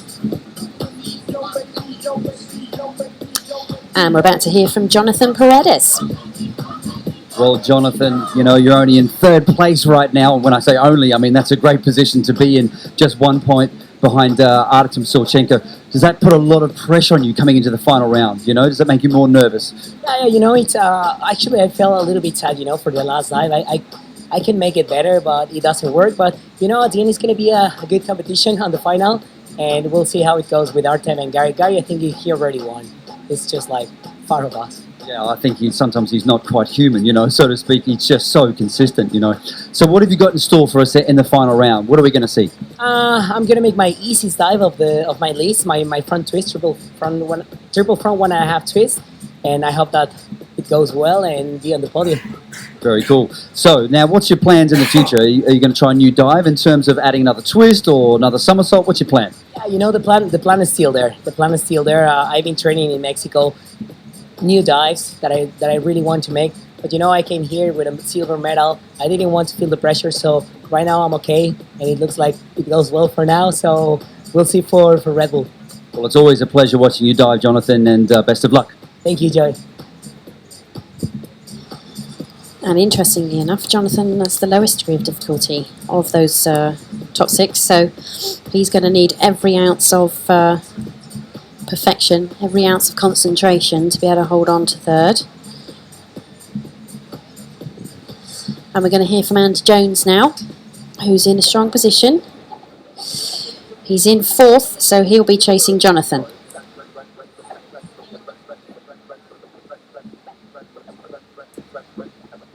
Well, Andy Jones, you always seem to introduce new dives for us. You know, you always want to challenge yourself, so to speak. In particular, I really like watching the front 3 somersaults with 3 positions there. Is this one of your favourite dives? Yeah, it's definitely becoming one of my favorite dives.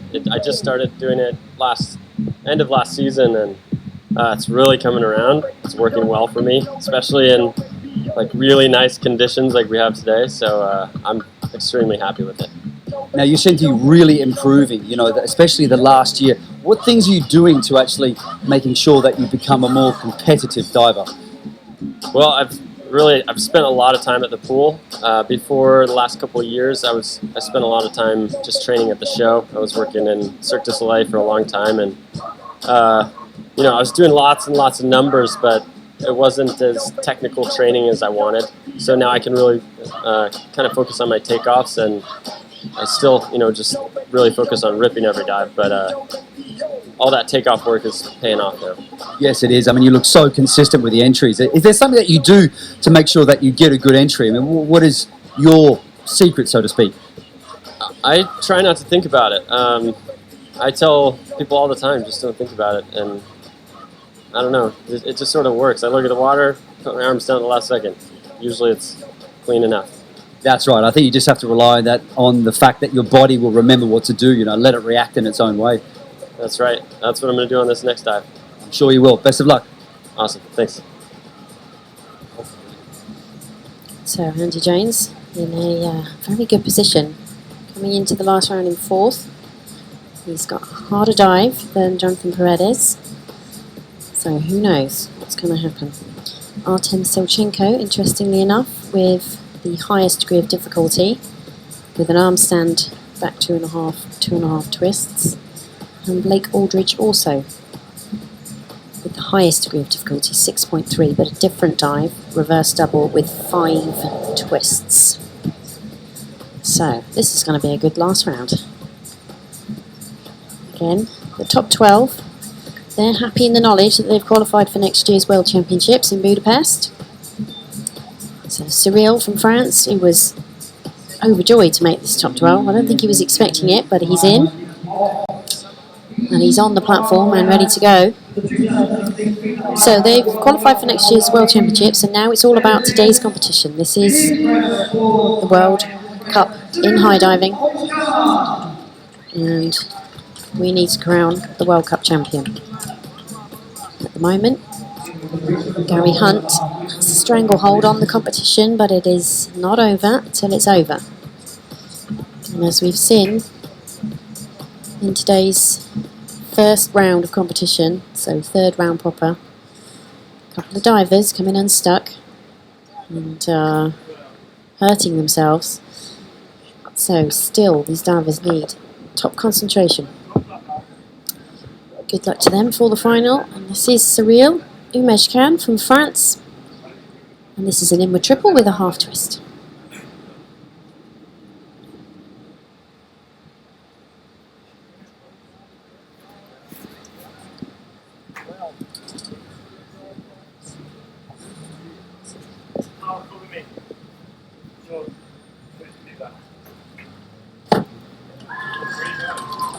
Not a bad dive for Cyril. Now, he's one of the more experienced divers, but age is not on his side, shall we say, kindly. And I think the elements of elegance and flexibility and those all-important elements that the judges are looking for, he doesn't have so much of. And so his feet aren't always stretched as hard as they could. just doesn't manage to pick up those extra style marks, shall we say. So technically, it's spot on. It's exactly what it should be. Emma triple, half twist.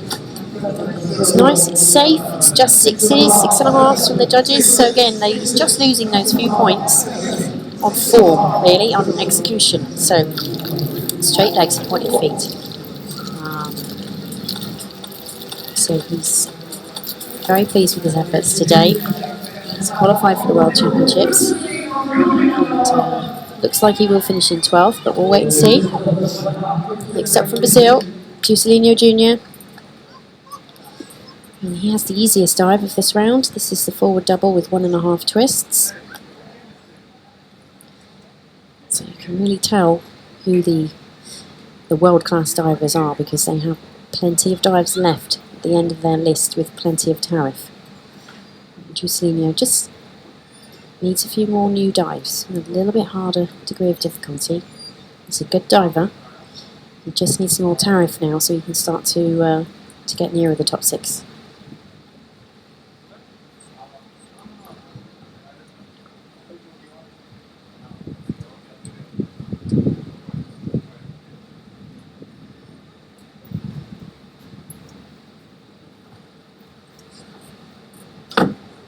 Beautiful dive.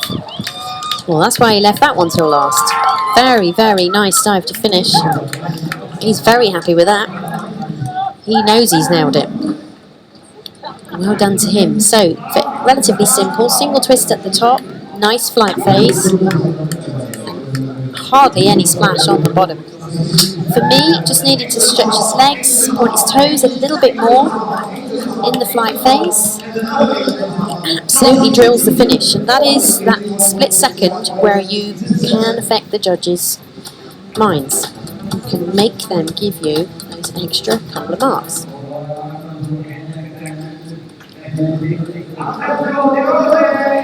Well done to him. He's had a good day. 8.5 from the judges. Nicely done.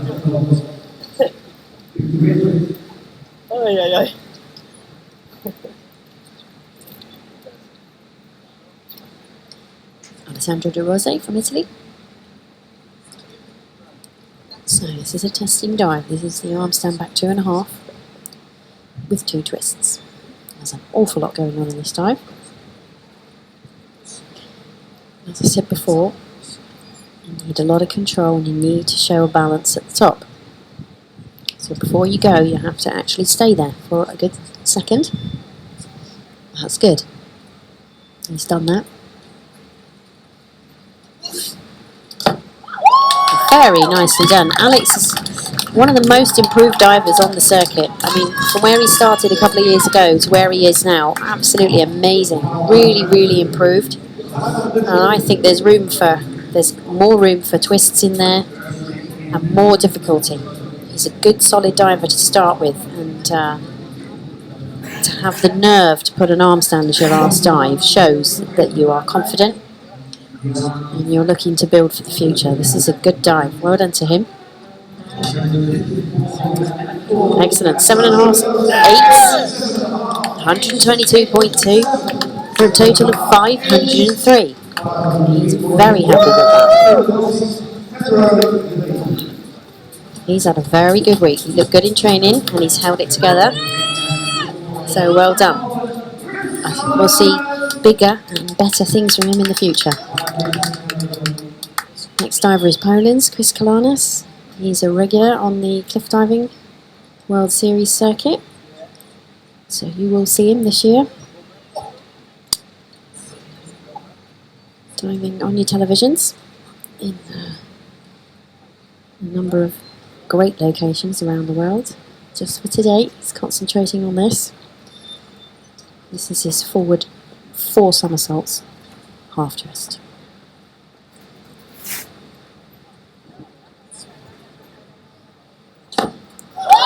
Beautiful dive.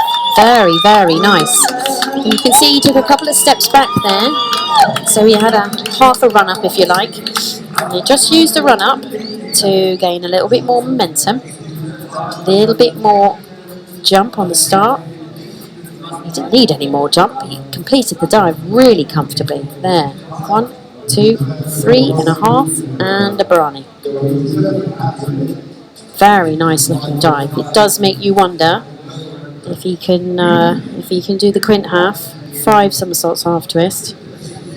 But just for now, he's content with 4.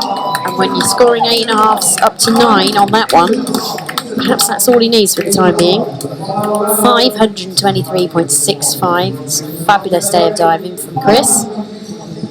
He's one of those divers that's just behind the top 6. So here we go. Hardest dive in the world. This is the reverse. 5 twists.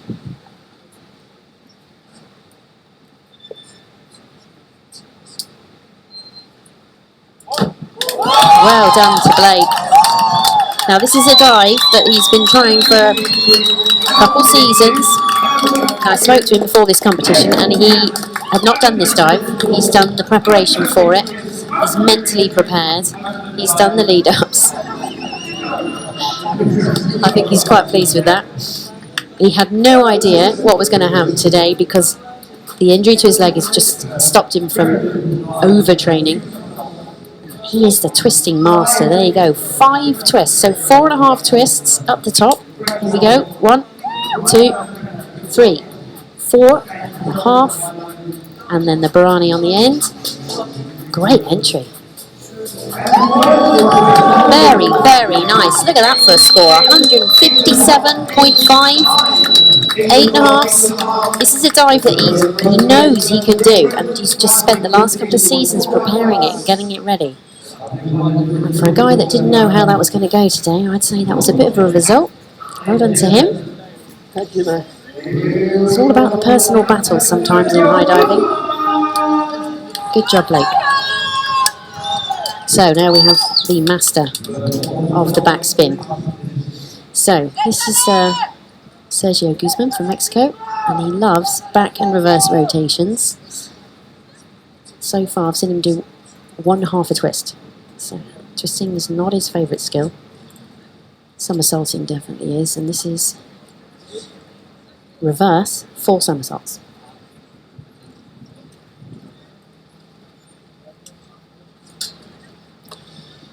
So reverse takeoff. Same as Blake, standing forwards, rotating backwards, but no twists this time, just somersaults. So fingers crossed for him. So he'll take off and it'll look like a reverse 3.5 somersaults to begin with. That's one of the dives that the Olympic divers will do from 10 metres. So reverse 3.5 and then round again for the final 1/2 somersault.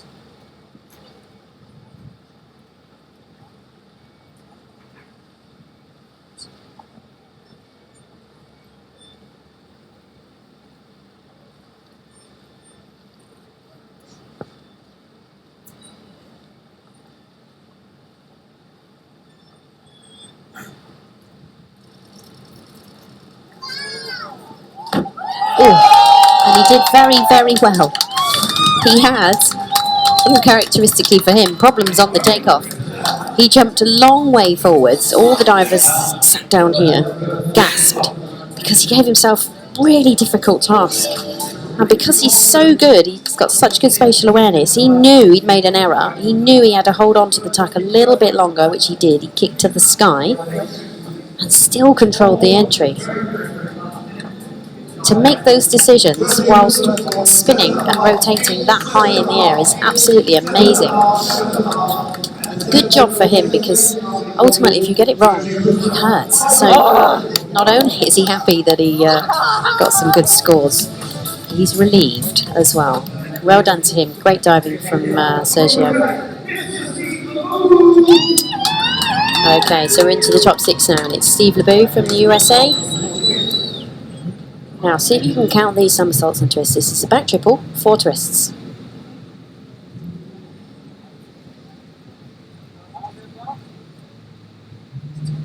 So the higher those dive numbers get, the more complicated the skill is.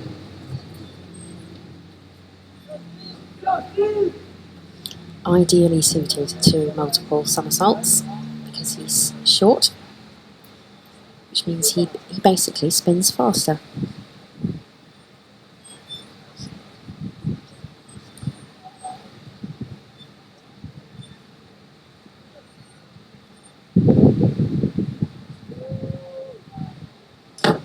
Oh, it's unfortunately for Steve, big problems. He was short of rotation.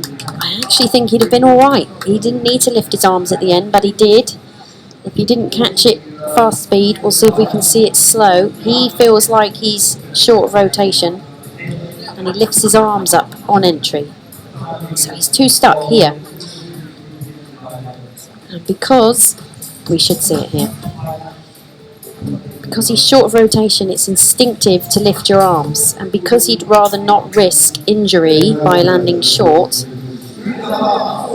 for him it's about staying fit for the rest of the season. So he's taking the hit, if you like, but he's taking the hit in terms of scores, not in terms of pain. So he could have hung into the dive and ended up short of rotations, but he didn't want to do that, so he made the decision to lift his arms, and that unfortunately is a big penalty from the judges. So he couldn't score anything more than 4.5 basically. So he's out of the running. And what can Orlando Duque from Colombia do? He's got his hardest dive. This is reverse double somersault, 4 twists. So similar to Blake Aldridge, but 1 less twist.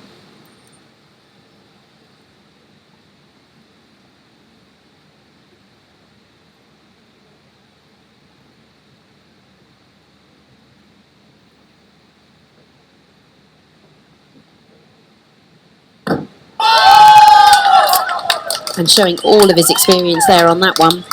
Superb dive from Orlando. This is probably his best dive. It's why it's his last dive. So here we go. Jumps forwards, rotates back towards the board. 3.5 twists to start. And then Barani on the end. And this man is the king of the Barani.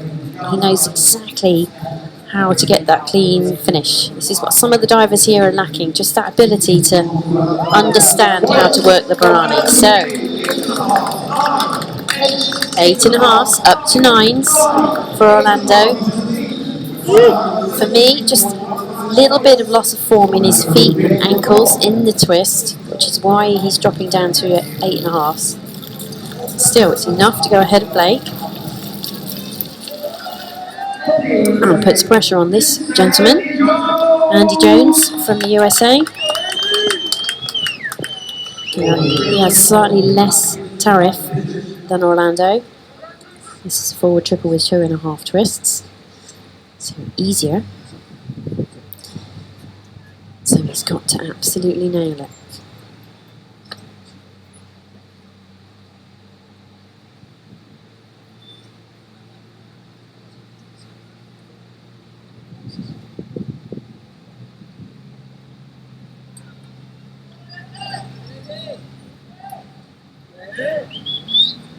Taking his time, as he should do. There's the chance of a medal here if we can nail this dive.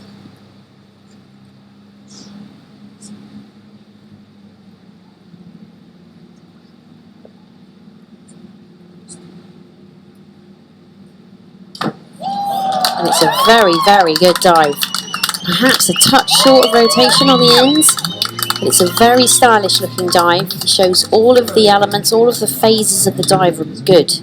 Good pike, very nice twist, good flight position, maybe a little bit short of rotation.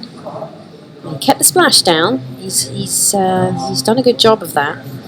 The judges will have noticed slightly shorter vertical, just there. He just needs to lift his shoulders a little higher. And that has cost him. So 8.5s, 8s, 127.2, so he's behind Orlando, so he can do nothing now about the rest of the competition. It's a good day's work from him. He'd have loved to have been ahead of Orlando, but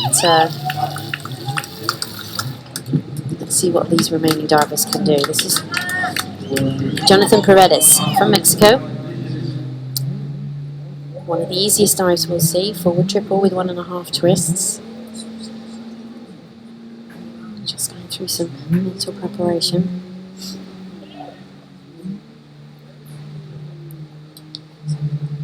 Jonathan, one of these divers that currently still doing okay with slightly less degree of difficulty. I think the way the sport's moving probably needs to add some tariff now to his list, but can he hang on to a medal?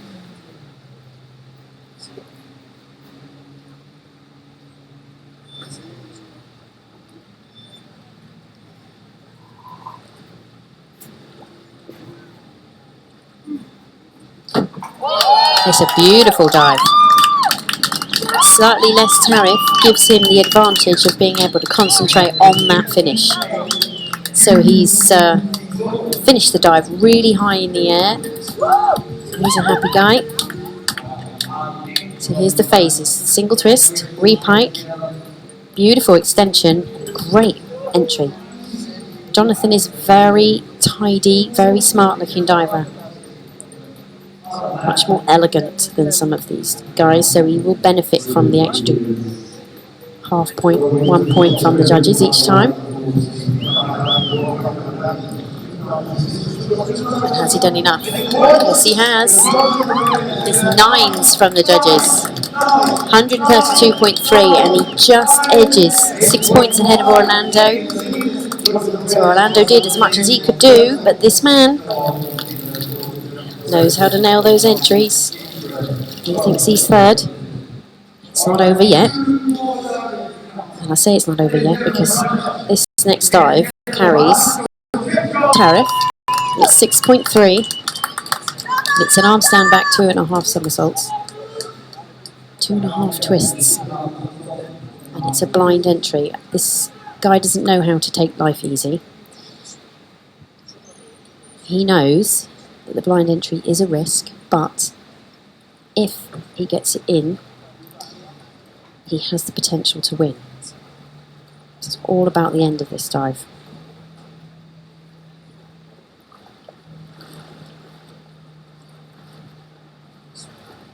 Beautiful handstand. Good control.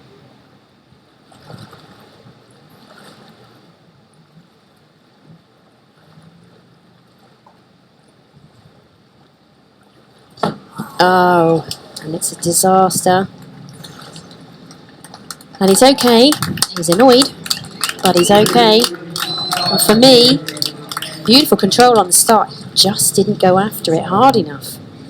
He needed far more speed, far more aggression. And I know for him, he doesn't want to over-rotate because that's going to hurt as well. But on the end phase here, he just needs to repike harder. But he's in that blind entry position. He cannot see the water, and it's so difficult to guess, essentially, where the water is. And unfortunately for him, he's down in 4s, 4.5s. It's cost him big time, so that's the gamble you take. If you want to try and win, you gamble. But for Artem, it's dropped him down. He's down in 6th. He'll be very disappointed, but he is one of these guys that only knows one way of doing things, and that's by going for it 100%. So it just remains for Gary Hunt now from Great Britain to perform a safe forward triple somersault, 3.5 twists. He's not gone all out on tariff.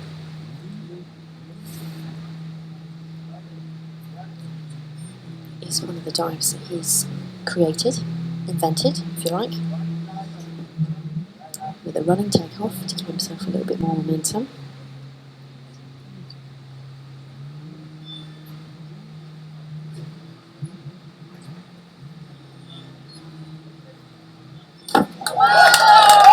What a guy. That dive, he does in the most difficult way he could possibly do it. He has a break in the twist position, but that extra run-up just gives him the momentum, so he's got plenty of time for the finish. It's an awesome dive. It's kind of what we expected, but when you watch him do this over and over again, it makes you wonder what the rest of the world can actually do to catch this man. Superb diving again from Gary. There you see the split of the twist. So it's 3.5 twists, but it's 2 at the top, then another single, then a half. So he split the twist into 3 phases, which not only takes courage, but takes absolute knowledge and absolute control. 153.7, 639.3. In the end, Jonathan Paredes could not get any closer to him. And thanks to a mistake by Artem Silchenko, Orlando Duque pulls up the rankings. And at one point, I think he thought he was going to stay in 4th, but it's never over till it's over. And they have now confirmed the results. Gary Hunt, was it ever in doubt? He is the 2016 Men's High Diving World Cup champion. Second place, the Mexican Jonathan Paredes, proving that classy, stylish-looking lower tariff dives can still get you the medals. And bronze medalist today, Orlando Duque. Who'd have thought? He stayed steady, he did what he knows how to do.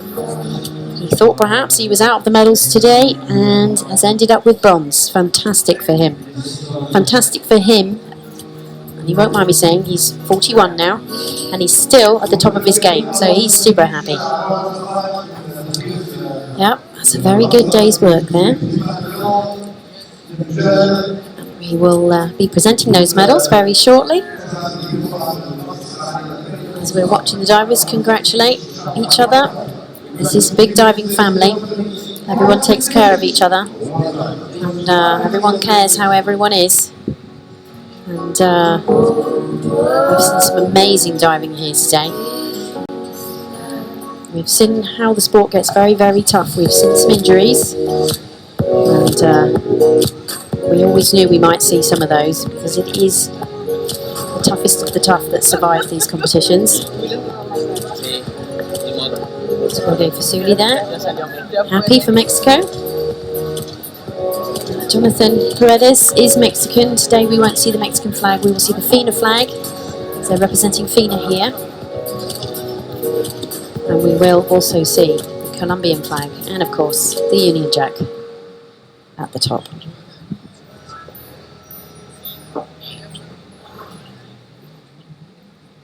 One day we'll break down the walls to find the truth. One day, like I said before, these divers all part of the Cliff Diving World Series. So this is not it for high diving this year.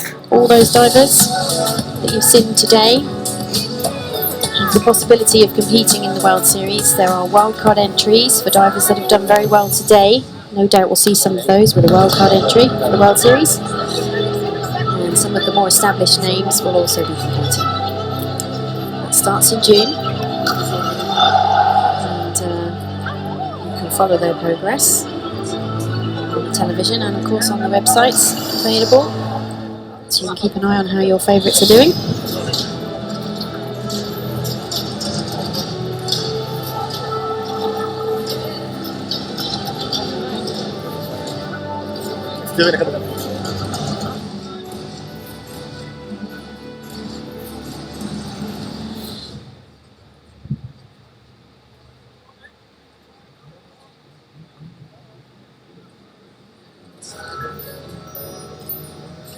So we're collecting together all the divers down here.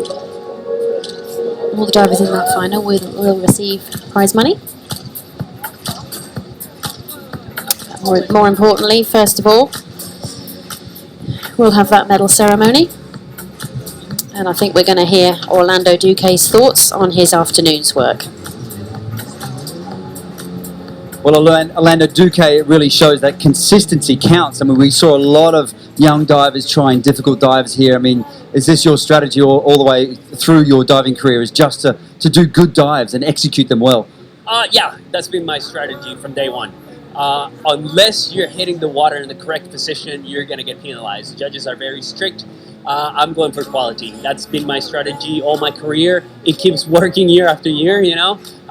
It's tough. I know some of the younger guys are really eager to want to push hard, but you got to get the water entry first. You know, once you have that down, then you can play around a little bit more. Do you think some of the divers are getting ahead of themselves, so to speak? No, I don't think they're getting ahead of themselves. I mean, they're doing the dives safely. They're doing very, very difficult dives. They're doing it safely. That's number one. After that comes quality, and then it comes winning and everything. But safety is number one. They're doing it. Right now, it's not working for some of them. Eventually, it's going to start working. All of Gary's dives didn't work from the beginning, and he stuck to them, and now he's doing it for 9.5, 10s. So it's a good strategy. It's just going to take a little while for them to work it out. Now, in terms of your performance, are you happy with what you've achieved today? I'm happy with 3 of my 5 dives. You know, today's dives I'm okay with.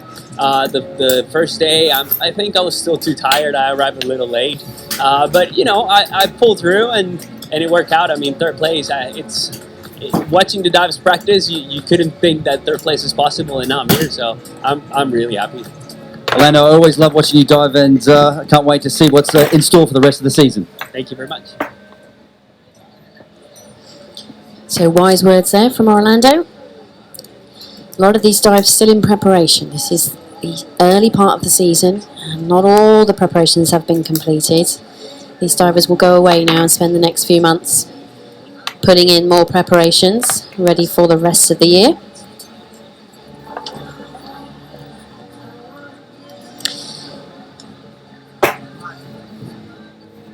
Jonathan Paredes, I mean, you're just so consistent. I mean, how long has it taken to get to this point? How many years have you been diving now? You know, I've been doing high diving since I was 15 years old in a high diving show in Mexico. So I know really well the high. I was diving from 20 meters. I know that it's not the same high, but my first concern doing high diving show, it was to have a good entry, you know, because we used to play a low between my friends who was ripping more. So I was doing that every weekend. So at the end it works, you know, that play of kids, at the end it works, and to be honest, I'm super happy. Right now I'm super happy. I can't imagine that my dives is still working at this level.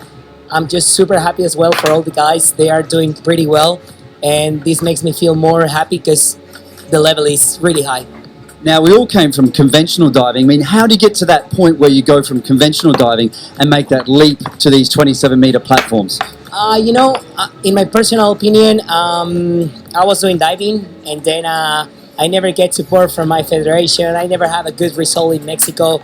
So I said, like, I will stop. I will come to the diving shows. And then that was like the next step to go there, you know.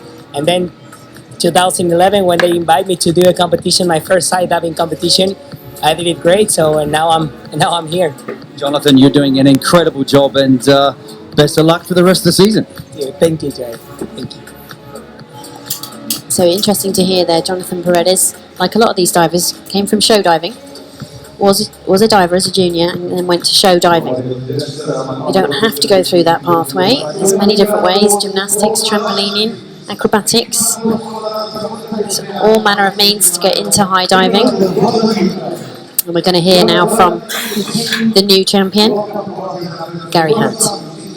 Gary, one of the things that impresses me about you is that you're always challenging yourself, and I think I'm really enjoying watching this new running takeoff. I mean, what's the reason behind doing a running takeoff as opposed to just standing on the platform and taking off? Well, the running takeoff just increases the opportunity of height and rotation. And with new dives in my head, I want as much rotation and as much height as I can get. So I wanted to get used to that running takeoff before adding another twist. And so when do you think you will add another twist? At what point during the season? I felt like I was kind of ready here. I felt pumped up, but I wanted to put in a good performance and get that first place. So I've got 3 months now until the next competition, and so I'll be ready. Now, do you have somewhere to train in order to keep up your high diving skills? What's the plan? I've been training in France with the French team and Alexandre Rochas. It's just from 10 meter. I don't train any higher than that. It's just back to basics and doing everything from the starts and splitting the dives up and then doing the business. You're doing it right. So the ever-inspiring Gary Hunt has taken this sport to ever higher levels. And important to hear there that he does most of his training from a 10-meter platform. So there is hope out there if you're a 10-meter diver, or you have visions of yourself being a high diver. That's how it starts. Get in as much practice as you can from a 10-meter platform, get experience, learn how the sport works, work it out in your mind, and then progress on to high diving. So we're just seeing the remaining divers brought onto the podium for their congratulations and prize money.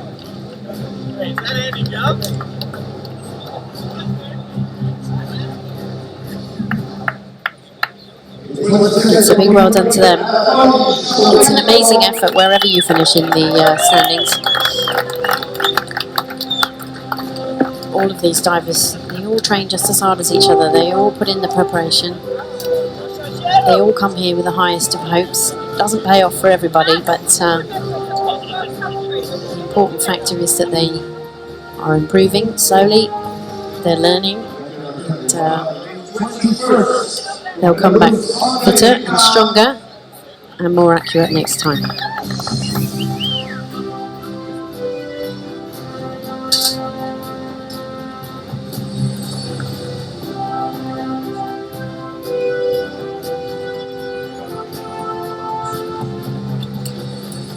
The good thing has been this year we've seen quite a number of newer divers who are new to the scene. As Orlando was saying, they're trying some new skills.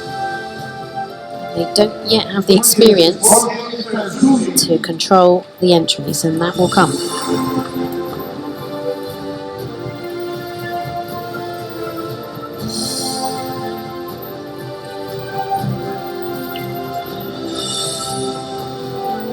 And we've seen, of course, today that even the best make mistakes. So even they will go away with a plan now to improve before the season starts proper in June.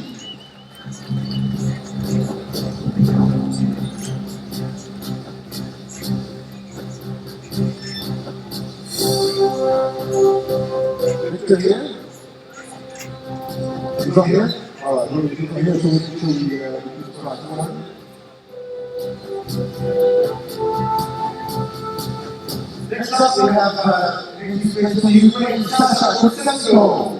Sasha Kutsenko.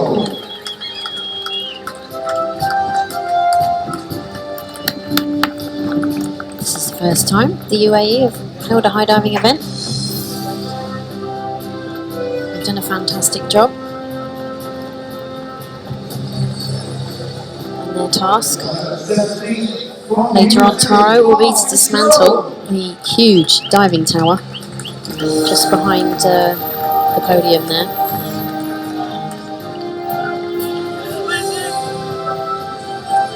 But they can learn a lot from this. And of course, we will see the Cliff Diving World Series in Dubai later on in the year. So they'll take all their experiences from this event to that one.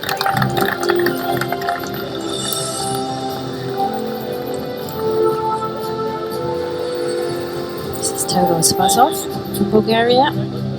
He's had a good week. Consistent diving, and he's done well.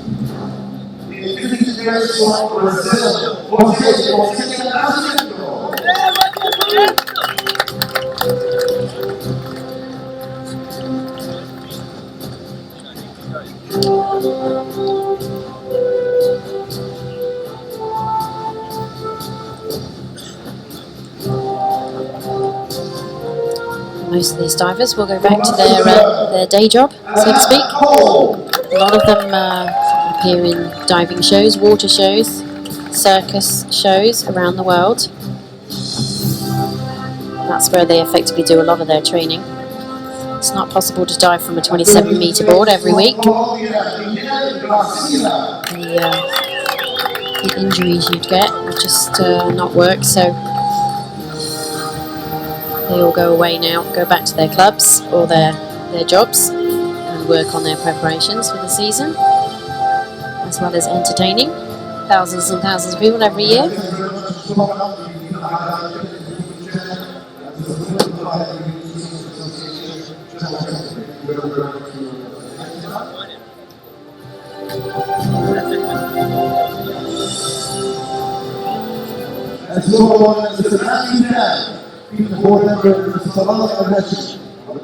As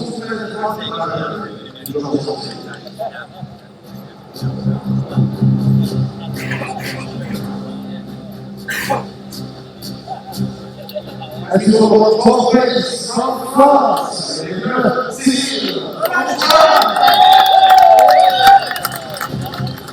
So, we're just presenting now the top 12 divers, the finalists. We will see these gentlemen next year in Budapest for the World Championships. And added to these 12, there will be more divers selected, either from results later on this year or early in 2017. But these 12 have secured their place, which I'll be very happy about.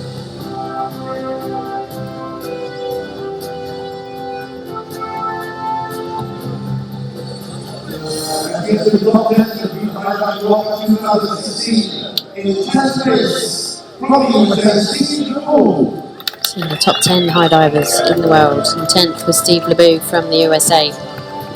Now he'll be hoping to finish higher next time. You can see what I mean about how short he is from that shot. It's an advantage, but today didn't quite work for him. But he'll have a plan for the year, and he'll be putting that into practice when he gets home. So next up, the Italian Alexander De Rose, and I was just saying, probably one of the most improved divers on the circuit. Had a fabulous day today. He's really coming into his own now as a high diver. And with a little bit more tariff, should be able to push for those higher places. So in 8th, Chris Kalanis from Poland. Very steady diver. No mistakes today. Another one that just needs that little bit of extra difficulty in his nest. And he will feature more prominently in the top 6.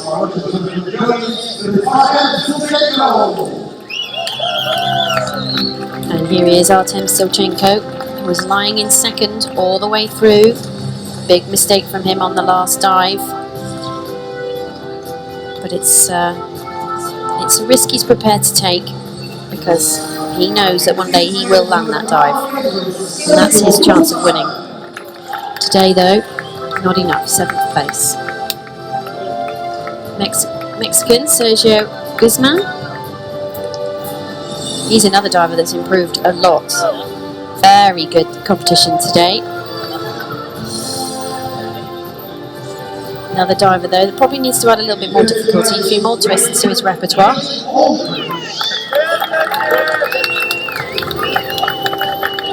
And next up is Blake Aldridge. Had another fantastic day. Came into this, bit of an injury, didn't know how it was going to go. Put everything on the line in the last round with the hardest dive in the world, and it paid off. Superb diving from him.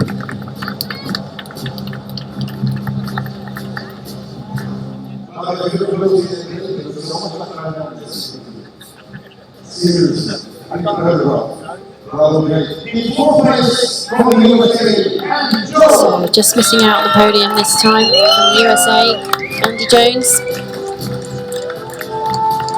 Andy is a very prominent figure, cliff diving World Series circuit. So keep an eye out for him. You'll see bigger and better things from him later in the year.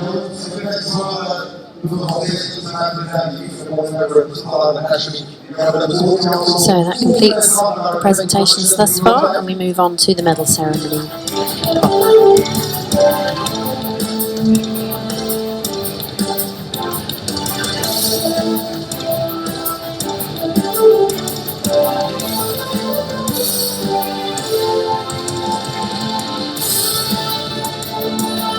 So it's been another fantastic competition for Gary Hunt, and one does wonder what anyone can do to catch up his progress. Can anyone get near him? And of course we wait in anticipation of hearing that high diving will be an Olympic event. Fingers crossed for that. By 2020, high diving could be an Olympic event, which is something that all these divers dearly hope for and wish for. the moment. We're waiting on a few more ladies competitors, but things are going very well in the men's competition. So here we go. The medal ceremony.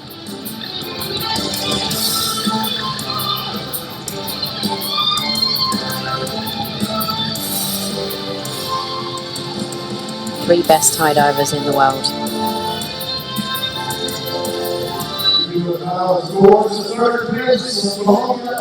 So third place, and he still remains a force in high diving.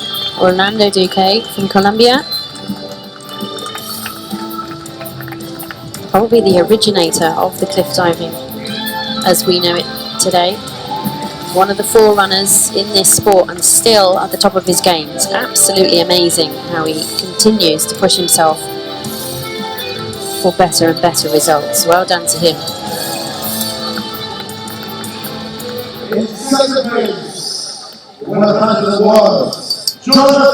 Second place, Mexican Jonathan Paredes.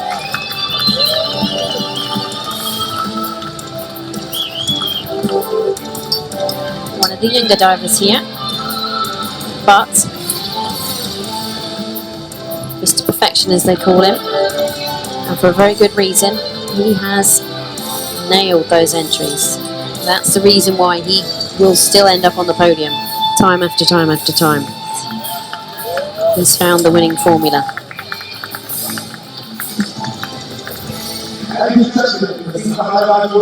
And here he is, the 2016 FINA High Diving World Cup champion. He's from Great Britain.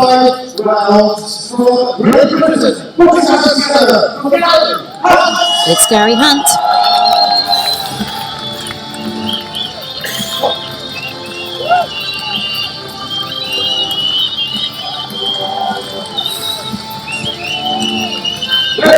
And he should look pleased with himself.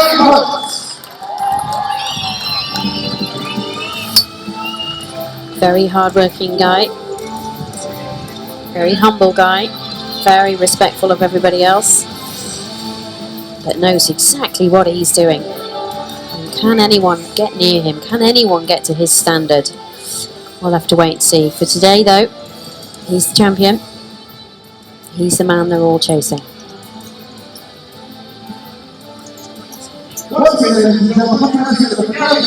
Jonathan Paredes and Orlando Duque, the top three, the FINA High Diving World Cup 2016 in Abu Dhabi.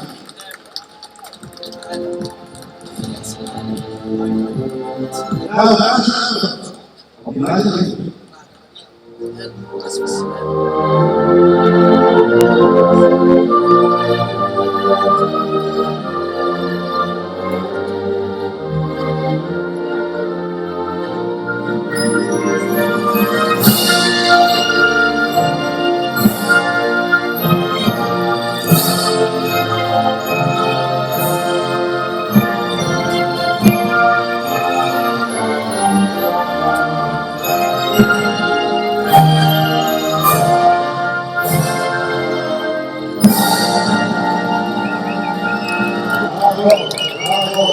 And well done to him. He is a force in high diving, and he continues to lead the way with his absolutely spectacular dives and absolute control every time. He's an inspiring figure, and I know there's a number of younger divers out there who are inspired to be high divers as a result of this man, these gentlemen in fact, and how far they've taken this sport.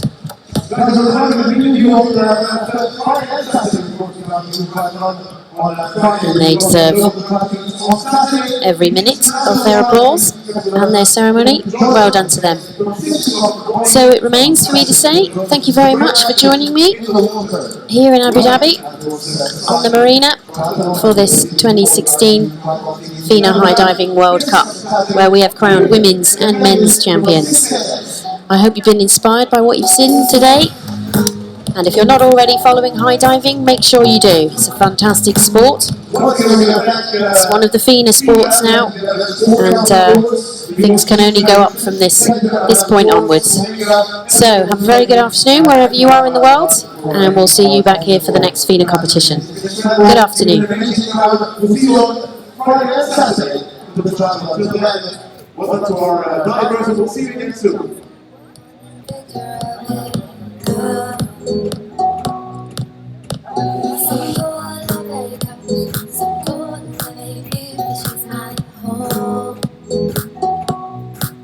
She's as much a friend as